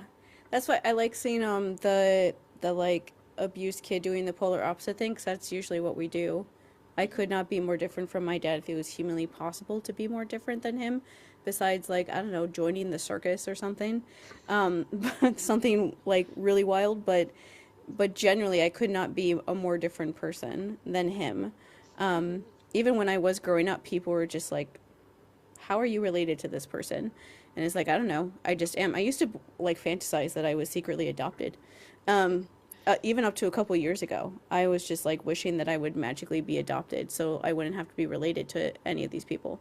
Um, but still, like it is a thing. Like you just do the polar opposite because you Hmm. just don't want the same stuff. And yeah, it's just Odysseus ruined his whole life like chasing this like stupid dream of like success or fame or whatever. None of that stuff actually matters. Like how many, especially now, how many people that are famous have died in like the recent years? It just makes you realize like living your entire life to try to like gain more and more fame or notoriety, those are the people that are usually the most miserable when that's all they Yeah. want. Like sometimes you end up getting those things because, just from circumstance, but you're not like setting out to do it. If you set out to do it, you usually are willing to like kind of renege on like morality things because you just want that thing so bad that you don't care. But Hmm. if you, sometimes people end up getting that stuff just on accident because it ends up just happening. Like they're in the right place at the right time. Yeah. But it's not why they're doing it. It's just a totally different motivation. And so like he wants to just like live his life because it's like, well, I don't know what's gonna happen in the afterlife. None of this stuff really matters, and so I Hmm. might as well just like live my life and make decisions that will make me happy instead of trying to do these things to like chase something that will never like leave me satisfied because he sees Yeah. all these people that were never satisfied by any of that stuff. And so for him it's a simple decision to not like no. Why would I do that? Yeah. And I just think it's so funny of how like flabbergasted she is. And I was like, do the gods not hear no very often?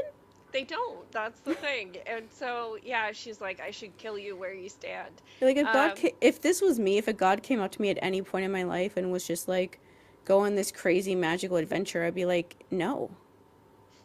Like, my life is bad enough already. I would like to relax. I don't want to do that. Go away.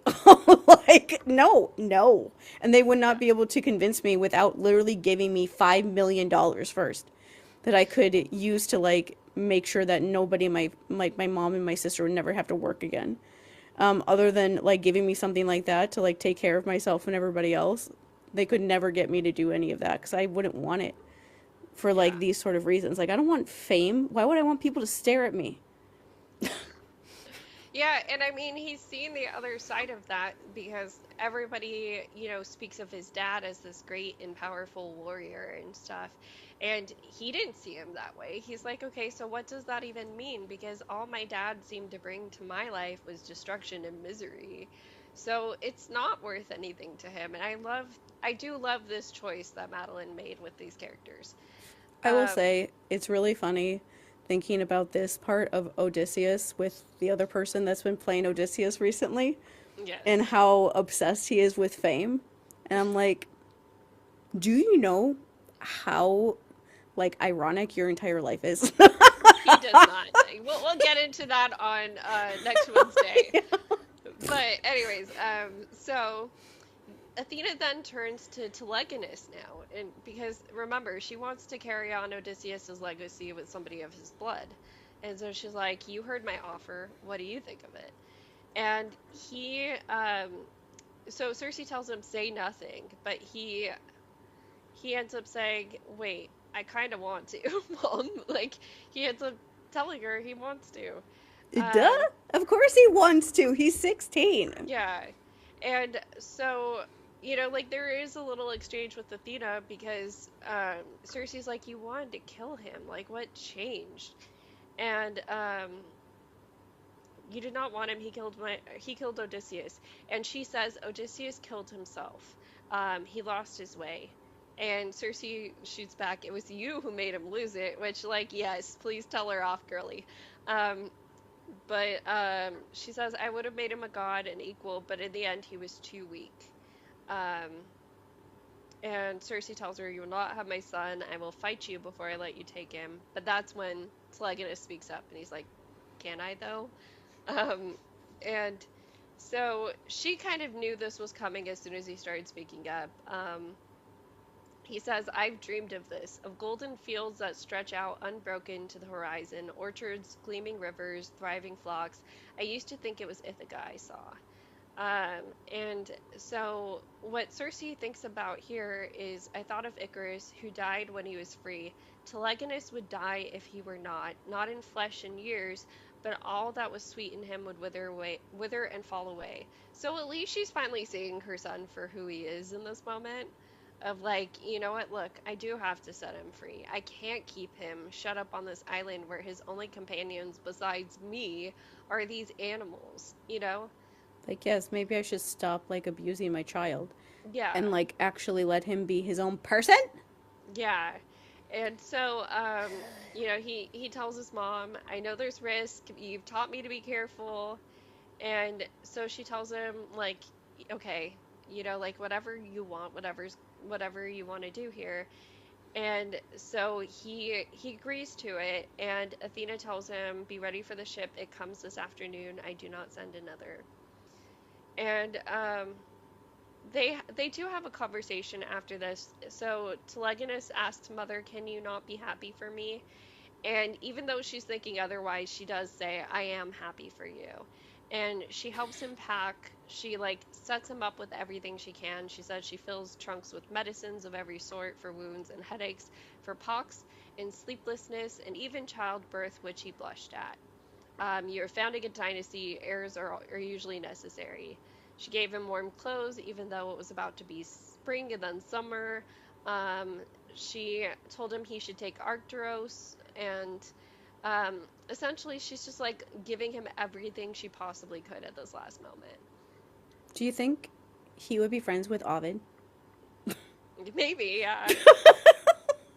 Um, so he starts to have his little moment of doubt here. He says, "What if I fail?" And she tells him, "You will not fail." Um, And he asks, "Do you think Athena means some harm to me?" "No, I do not. She values you for your blood, and in time she will value you for yourself as well. She is more reliable than Hermes, though no god can be called steady. You must remember to be your own man." He asks her then, is she angry? And she says no. It had never truly been anger, only fear and sorrow. He was what the gods could use against me. Mm-hmm. And that's when Telemachus comes in, and he kind of helps out with the last of the packing. He gives Telegonus his dad's bow, the famous bow from the archery contest. Um, And Telegonus is like, "I can't take this from you. I'm taking the city that was supposed to be yours, and now this is like one of the last thing of our dads." And Telemachus says, "Those were never mine. So like, Yeah. yeah, go ahead and have them." Um, so this is where it connected for me of what she was trying to do with Telemachus, because as they're having this moment together, where Telemachus is telling him, "You'll do better with both the city and the bow than I would have." She thinks to herself, "I felt as though I stood a long distance. Sorry, I felt as though I stood a long way distant. I had never seen the age between the two of them so clearly. My keen son and this man who chose to be no one." And that's where I made the connection with Utis, because she keeps bringing up that he's choosing to be no one, he's choosing to be no one. Yeah, I like what you're doing there, girly, but you don't need to hammer it over our heads. She does, though. She does, She yeah, needs to drop those anvils, or she just doesn't know what to do with herself. yeah. And so the ship eventually comes up, and Telegonus does exactly what he did when that other ship came, and he just like suddenly seems so kingly. So he stands upright and he's like, "I am Telegonus of Aiaia, son of a great hero and a greater goddess. Welcome, for you have been led here by gray-eyed Athena herself." And you can imagine, even though we don't get this part, that all of the sailors, well, it says they dropped to their knees, but that they would be enamored by him in the same way that those other Mm-hmm. sailors would. Mm-hmm. And I also do love, even though we still don't know a lot about Telegonus and who he is on his own, that Mm-hmm. that's like the one thing we do know is that he was built for this kind of leadership. Mm-hmm. Yeah, so she watches them, um, like basically until they can't see each other anymore over the horizon, and he leaves. Um, let's see, we only have like another page and a half. So, um, she says that Penelope and Telemachus gave her kind of her space at this point. They walked on eggshells a little bit, but they also just kind of were giving her room for her grieving. Um, and so she says, "Penelope offered me a place at the loom. Telemachus kept my cup filled. The fire was always freshly stoked. All of it slid away. They were kind, but they were nothing to me." And Jeez. well, yeah, and part of it is her realizing this disparity between, like, yeah, I have companionship for now again, but they're mortal. They're not gonna last forever. And God. The ending of this book is so fucking annoying. I can't yeah, wait to actually be able to talk to you about it on Monday because it's so annoying. yeah. She eventually goes out and has her little emo moment on the beach too. I also took note, it's not just emo, it's like empty nester emo, because what she says here is, "I went to the beach, I walked carefully as if I held an infant in my arms," which is what she had to do to calm down baby Telegonus. And like, I can relate somewhat to that, of like, you do bring up stuff that you did when your kids are a baby as they're growing older. It like, one of my things with William, he was breastfed for a long time.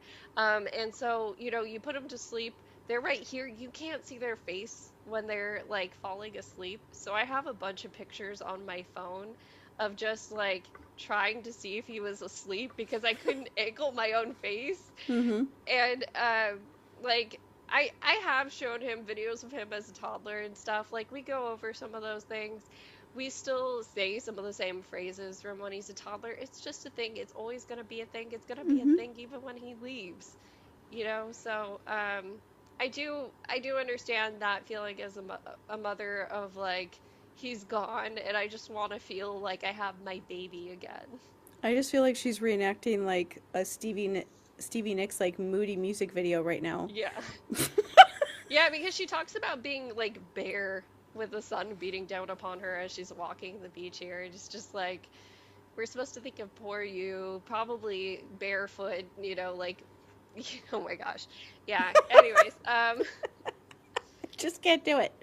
but where we leave off on this chapter is where I'm like, okay, where are we going next? And like, yes, I know the mythology answer of where this could possibly be going. Although Madeline is skipping over one part, and I don't know if I'm saying it too quickly and it's gonna come up later, but part of what's supposed to happen is, and like, if you guys don't want spoilers who are watching this, is that Telegonus ends up married to Penelope in the mythology, and Telemachus ends up married to Circe. And so Penelope not going with Telegonus tells me she's probably not going to do that part of it. Um, but where we leave off is she starts thinking to herself, like, yeah, my kid's gonna die. These people on my island right now are gonna die. I should make another child. Oh my And god, no! yeah, and so she just out of nowhere, like sun beating down on her in the sand says, "Dad, I need to speak with you." And like I can see on the next page, Helios appears, but I'm just like, where the fuck is this going now? Because why do you need to speak to him about that? I guess because you're exiled, but at the same time, you lifted the curse that has so people can come. You could just sleep with a sailor, like But also, like, are you literally sending your dad here so you can be like, can I leave the island so I can have sex? Like, is that really what's gonna what? apparently. This is like every like bad decision ever made by anyone. Like, oh, Yeah. my child has like left the nest. Time to go have sex and have another one. Like, what? What about yourself? Yeah, and honestly, like, as someone who also had a toddler that was very, very difficult, that's part of why I am a one and done person. It's the idea of going through the baby and toddler phase again.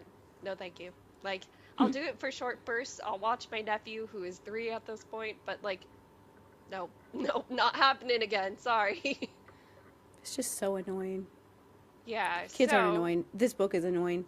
The reason why they're like setting things up in this way is just I just don't like it. And I'm like, I don't this is just yeah, and it's like, okay, so if Penelope isn't leaving, is she gonna be like your little sister that you've always wanted? Is that what's supposed to happen here?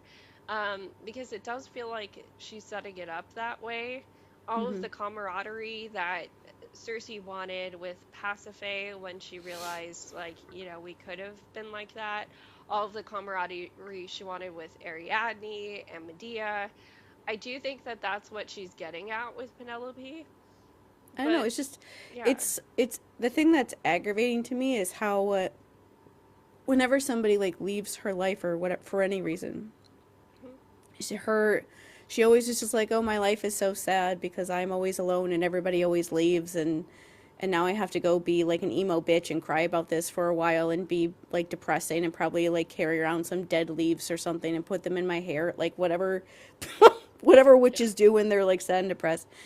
But it's just like this thing of like, but like you had these people in your life, right, that you loved and cared about. Just because they're not physically there with you every single day doesn't mean that they don't still care about you, or that everything is like ruined because they're not there anymore. Like, I don't know. This is just like one of those things I thought about, like having relationships with like some of my extended family. They're all old. They're all like in their 70s or late 60s or something. There's like 3 like extended family members that I started talking to again the last couple of years, and they're all like around 70 if not older. So they're all going to die in the next however many years. And I'm Yeah. like, yeah, they're going to die, and when they die, I'll be way more sad now because I actually know them as opposed to like before in my life, but isn't that good? Like, I feel like it's like a gift that I will get to know them well enough to be sad like that when they die. And I'm like, yeah, Yeah. it's gonna suck, and I'm gonna be really sad when they die, but that just means that I actually loved them. That doesn't mean that just because they're gone, that like everything is destitute and ruined, and I should never get to know anyone else for the rest of my life. It's just that feeling is like frustrating to me watching her do that, of just being Yeah. like, well, everyone since that person left, I'm just alone again, and everything is shit. And it's like you have all these Yeah. experiences with all these people, and because they don't last forever, there's inherently something less than about them. Like that's not fair. Like I love my nana. She died when I was 16. Hmm. Like I still we talk about her almost basically every time we see like my family, because we all loved her. She's been dead longer than she was alive, like in me and my sister's lives, but we still like make her food and talk about her almost every time we see her, because she had a Yeah. big impact on us, and my mom still misses her mom. Like she was just talking about today that she made like a her coconut cream pie recipe for herself for her birthday, which was yesterday. Oh, And yeah, I forgot. because she was Leo thinking about season. her Yeah. mom, and she said like it's never as good as mom's, but she still like wanted to make it for herself. And it's like, yeah, we could be sitting, I could be sad, and there are times when I'm sad that my that she died when we were still so young. Like my sister and I talked when we were in college, where like college would have been so much easier if Nana was around, because she would have helped us a lot with like money stuff and things like that, and would have been so excited about us going to school that she would have done whatever she could to help with all of that stuff to make it easier. And just on my mom, because it's not like my dad ever helped us with anything. And so, especially money. But it's just, yeah, there are times like that, but it's also just like, I am really glad that she was in our lives when she was. And it just feels like this thing of like, she's just depressing herself. And Yeah. that's why I find it aggravating, because I know why she's doing that, but I just think it's stupid the way that she's like setting this up. It's stupid. I don't like it. I don't accept it. I never like go with what Madeline Miller wants us to go with in these books so far, because I'm always like, what about all these other options where you could do the same thing and it's not so annoying? But she Yeah. just doesn't do it that way for whatever reason. I mean, I do like I've thought about this because I was definitely a vampire girly in like the age where everybody was into vampire media, Hmm. and like it really would be depressing to watch everybody around you die if you like theoretically couldn't turn them Hmm. and like have other people be immortal too. Sure, but it almost reminds me of, I mean, this is something my son says. Um, so we had a lot of death in succession, and it was one of my uncles, and then another uncle, and then my dog, like my childhood dog. And like even there's an implied death that he had to deal with, but like we don't know what happened to. Oh yeah, and Jake's grandpa that he's named after. Hmm. Like they all died like within, I want to say, the span of a year. Hmm. And so with him, and especially like pets, like when my dog died, that's when he's like, I don't ever want another pet because I don't ever want to feel this way again. Hmm. And like it's an immature mindset. I will say that it's very little kid thinking of, I never want to feel this, so I'm never gonna open myself up to this experience again. And I he's warming up to it. I will say that because today I like talked about how the cat distribution system nearly missed us like very recently. And he was like, "Oh, I would be okay with that." So he's like starting to warm up to it again. But I did explain to him like part of the beauty of taking care of these things that live like less time than you is that you can make their life better theoretically. Hmm. Like you can make sure they have a good life. Hmm. And that's part of what it is. And you experience this like pure love that like you wouldn't necessarily know if you didn't have them. Yeah. So, And I mean, that is true, but at the same time, we'll say that when my cats died last year, yeah, when the second one died last year, I was immediately like, I'm not getting another one until I could maybe, in one magical world, like afford to actually take care of them the right way. But then also, I remember I went to the vet to put the second one down with my mom, and my mom had two dogs, and they both were put down like really close together, like my cats were. And it was when we weren't talking, so it was like really weird overall about that whole time. But she said, she's like, yeah, when those two dogs died, I was like, I don't want to get another dog again for like a really long time if I ever get one again, because I feel like I peaked with those, and those were like the best pets I could ever have. And I was telling her like, yeah, that's how I feel like about my cats. Like I feel like they're the best like animals or like companions or whatever that I could ever possibly have, that I don't want to get another one because it's not going to be the same. Yeah. And so you have to like be around long enough to like imagine doing that again. But at the same time, it's like I'm not like cutting myself off from like anything. I still love animals and want to go like see them and hang out with them whenever I'm around them. I just don't have it in my house anymore. I still Yeah. like watch every couple days like a video of one of them shows up on like on this day of my cats, and I watch them and get sad because I still miss them. But Yeah. it's a different feeling of like she's immediately just like everything in my life is sad because everything leaves. It's more of just like natural grief. Like it's Mhm. okay to have like natural grief and need time to like get over that loss before you can imagine like replacing it with something else. It's actually smarter. That's why I'm saying like she's making every wrong decision, because instead of like letting herself be sad, she's like immediately trying to replace it with something else. Like when my cat died, my second cat died, actually when the first one did too, I spent like 2 weeks just crying all the time. Like that's all I did. I was unemployed for both of them basically, and so I didn't have to do anything else. But I just sat there and like cried all the time. I would like listen to music and cry every night, and I just let myself cry all the time and didn't like try to get myself to stop, because I knew that if I did, I would eventually like not need to do that anymore, and then I would be like okay, because I was actually letting myself feel sad. And so for the first like week and a half after both of them died, I just cried all the time. And then after like a week and a half, I didn't need to do it anymore.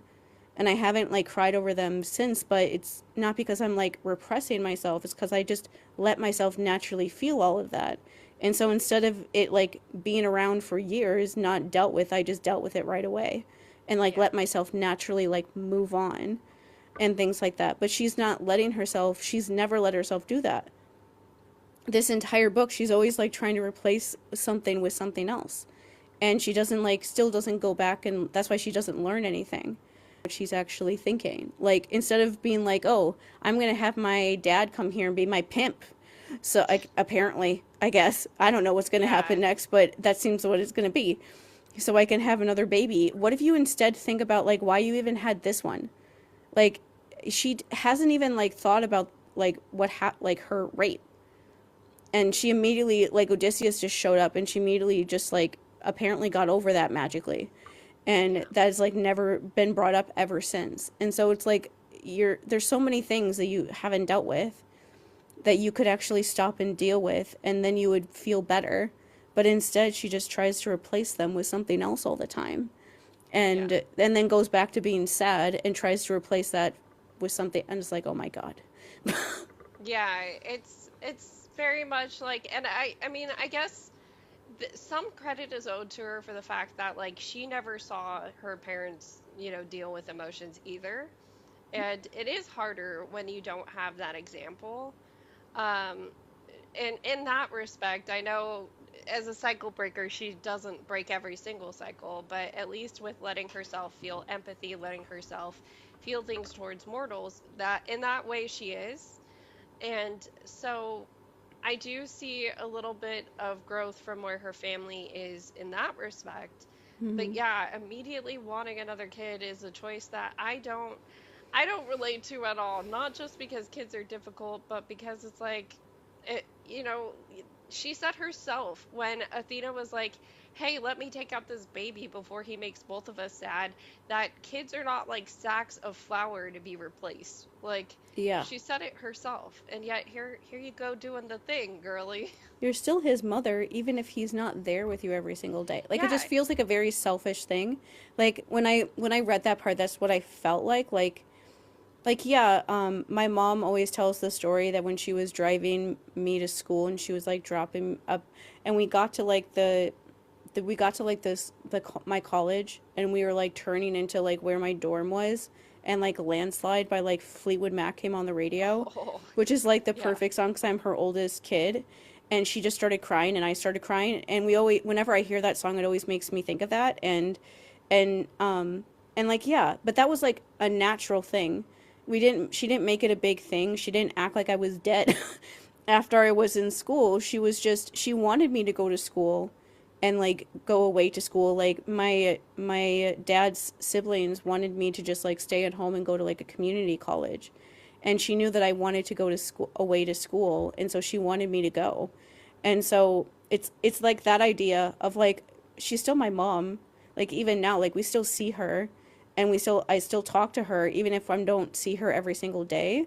It makes her really happy when we do see her because it doesn't happen as often anymore.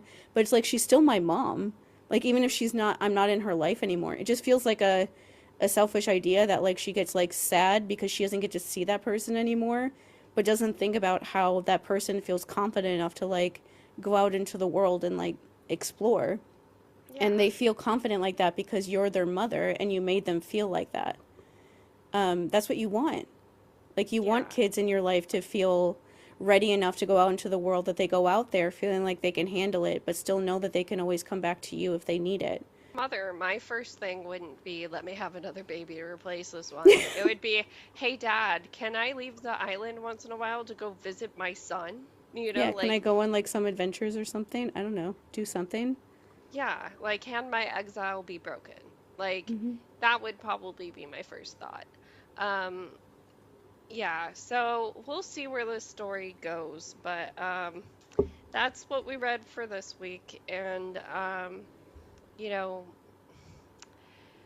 I like this better than Song of Achilles still. Yeah. And I've said this to you. I'm probably gonna end up recommending this book to my mother-in-law because it feels up her alley. Hmm. But like, it is a little frustrating at times that it feels like Madeline Miller doesn't necessarily understand dysfunctional families, No. and that her characters, like I said, her Odysseus is fine, right?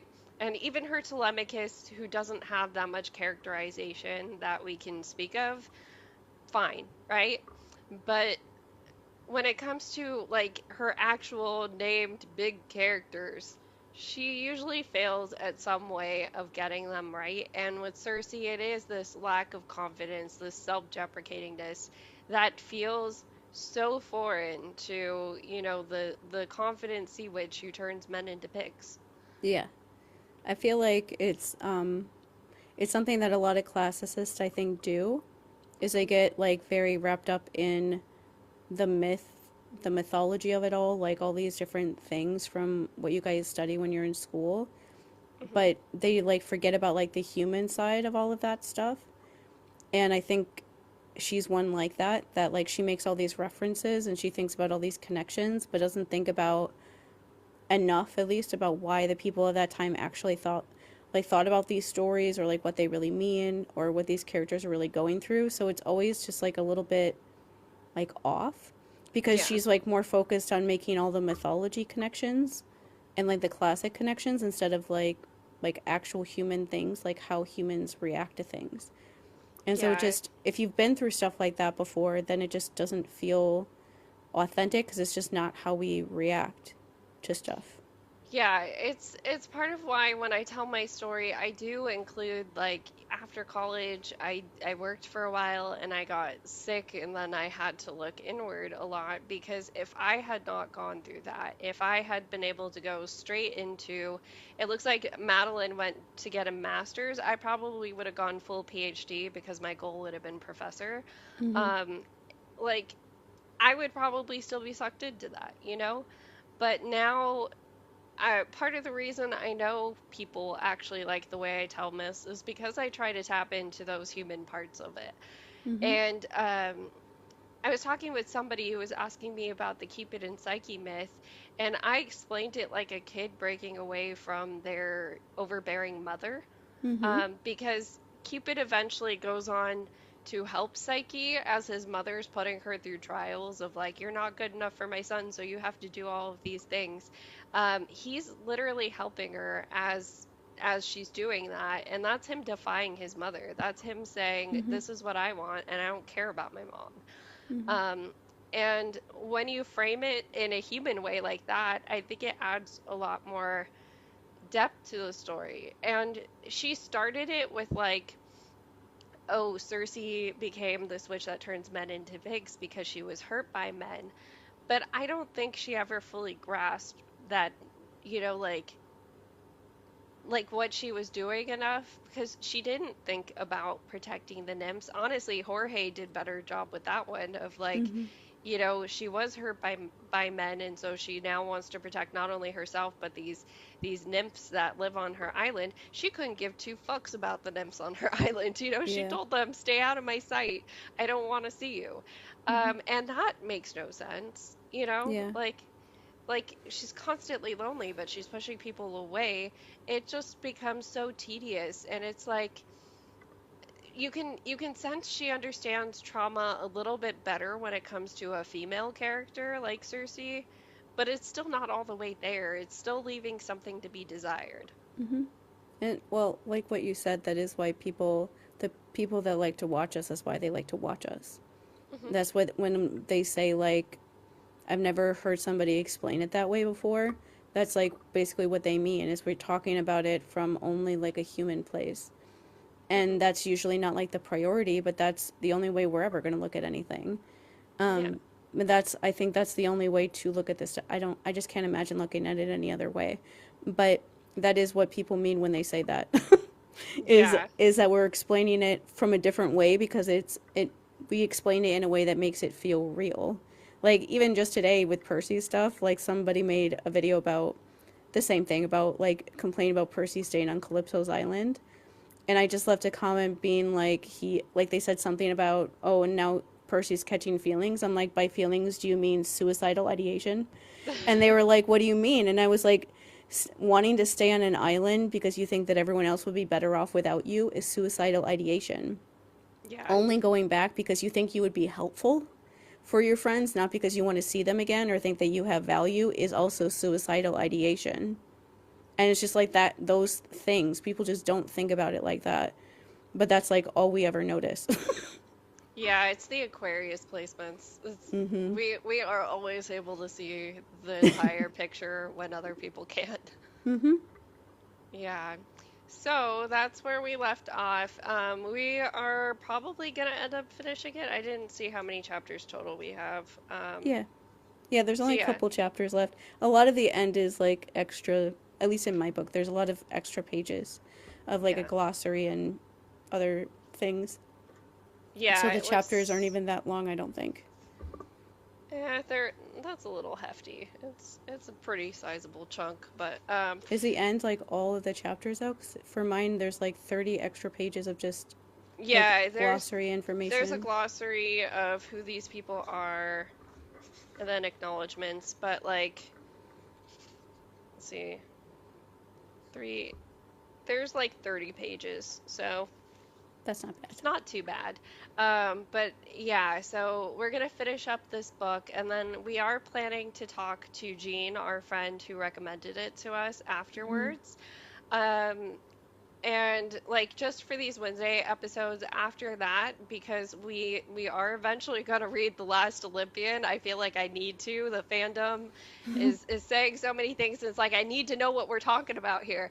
Yeah. So before we do that, I had said I wanted to do an episode covering the actual like mythical Titanomachy, the Titan War, so that we can see where the parallels are when we read The Last Olympian. Mm-hmm. So that's probably going to be a Wednesday episode coming up. Um, and yeah, Yeah, I made so a little like schedule. It was basically after finishing Circe, it was just like doing that episode, reading like the short stories that we have to read to set up for the Last Olympian. We talked about doing an episode of talking about all the references to all the other heroes and all the other books, mhm, doing that, and then doing the Last Olympian. yeah, And however long the Last Olympian takes, we'll see once we start doing it. I don't honestly don't yeah, remember. yeah. So um, that's where we're gonna leave for today. And yeah, we'll have like a greater discussion of the entire book, our feelings on it, the characterizations with Jean coming up that Mm-hmm. I'm definitely looking forward to Mm-hmm. unpacking everything with you guys. Mm-hmm. Yeah, Talking machines always fun. it is. Yeah, we just need to make sure she can actually get on live this time. Yeah, I told her like you can't please don't leave me being the only person. Nobody wants to look at me that long. Jesus That's Christ, not let true. somebody else be here too. Yeah. So we'll make sure it's a better episode than the last time we had Jean on, just that production value wise. It happened. Oh well. Yeah. We didn't know. For those of you guys that like don't know this, apparently you can't do like a dual hosted live unless the person has been live themselves for what was it, like an hour? Mhm. Or twice for an hour or something like that. It was Mhm. something weird like that. So she's gonna have to go live on her own a couple times. Mhm. Yeah. Anyways, we're gonna leave it here and we will see you guys on Monday for the rest of Circe. Yes.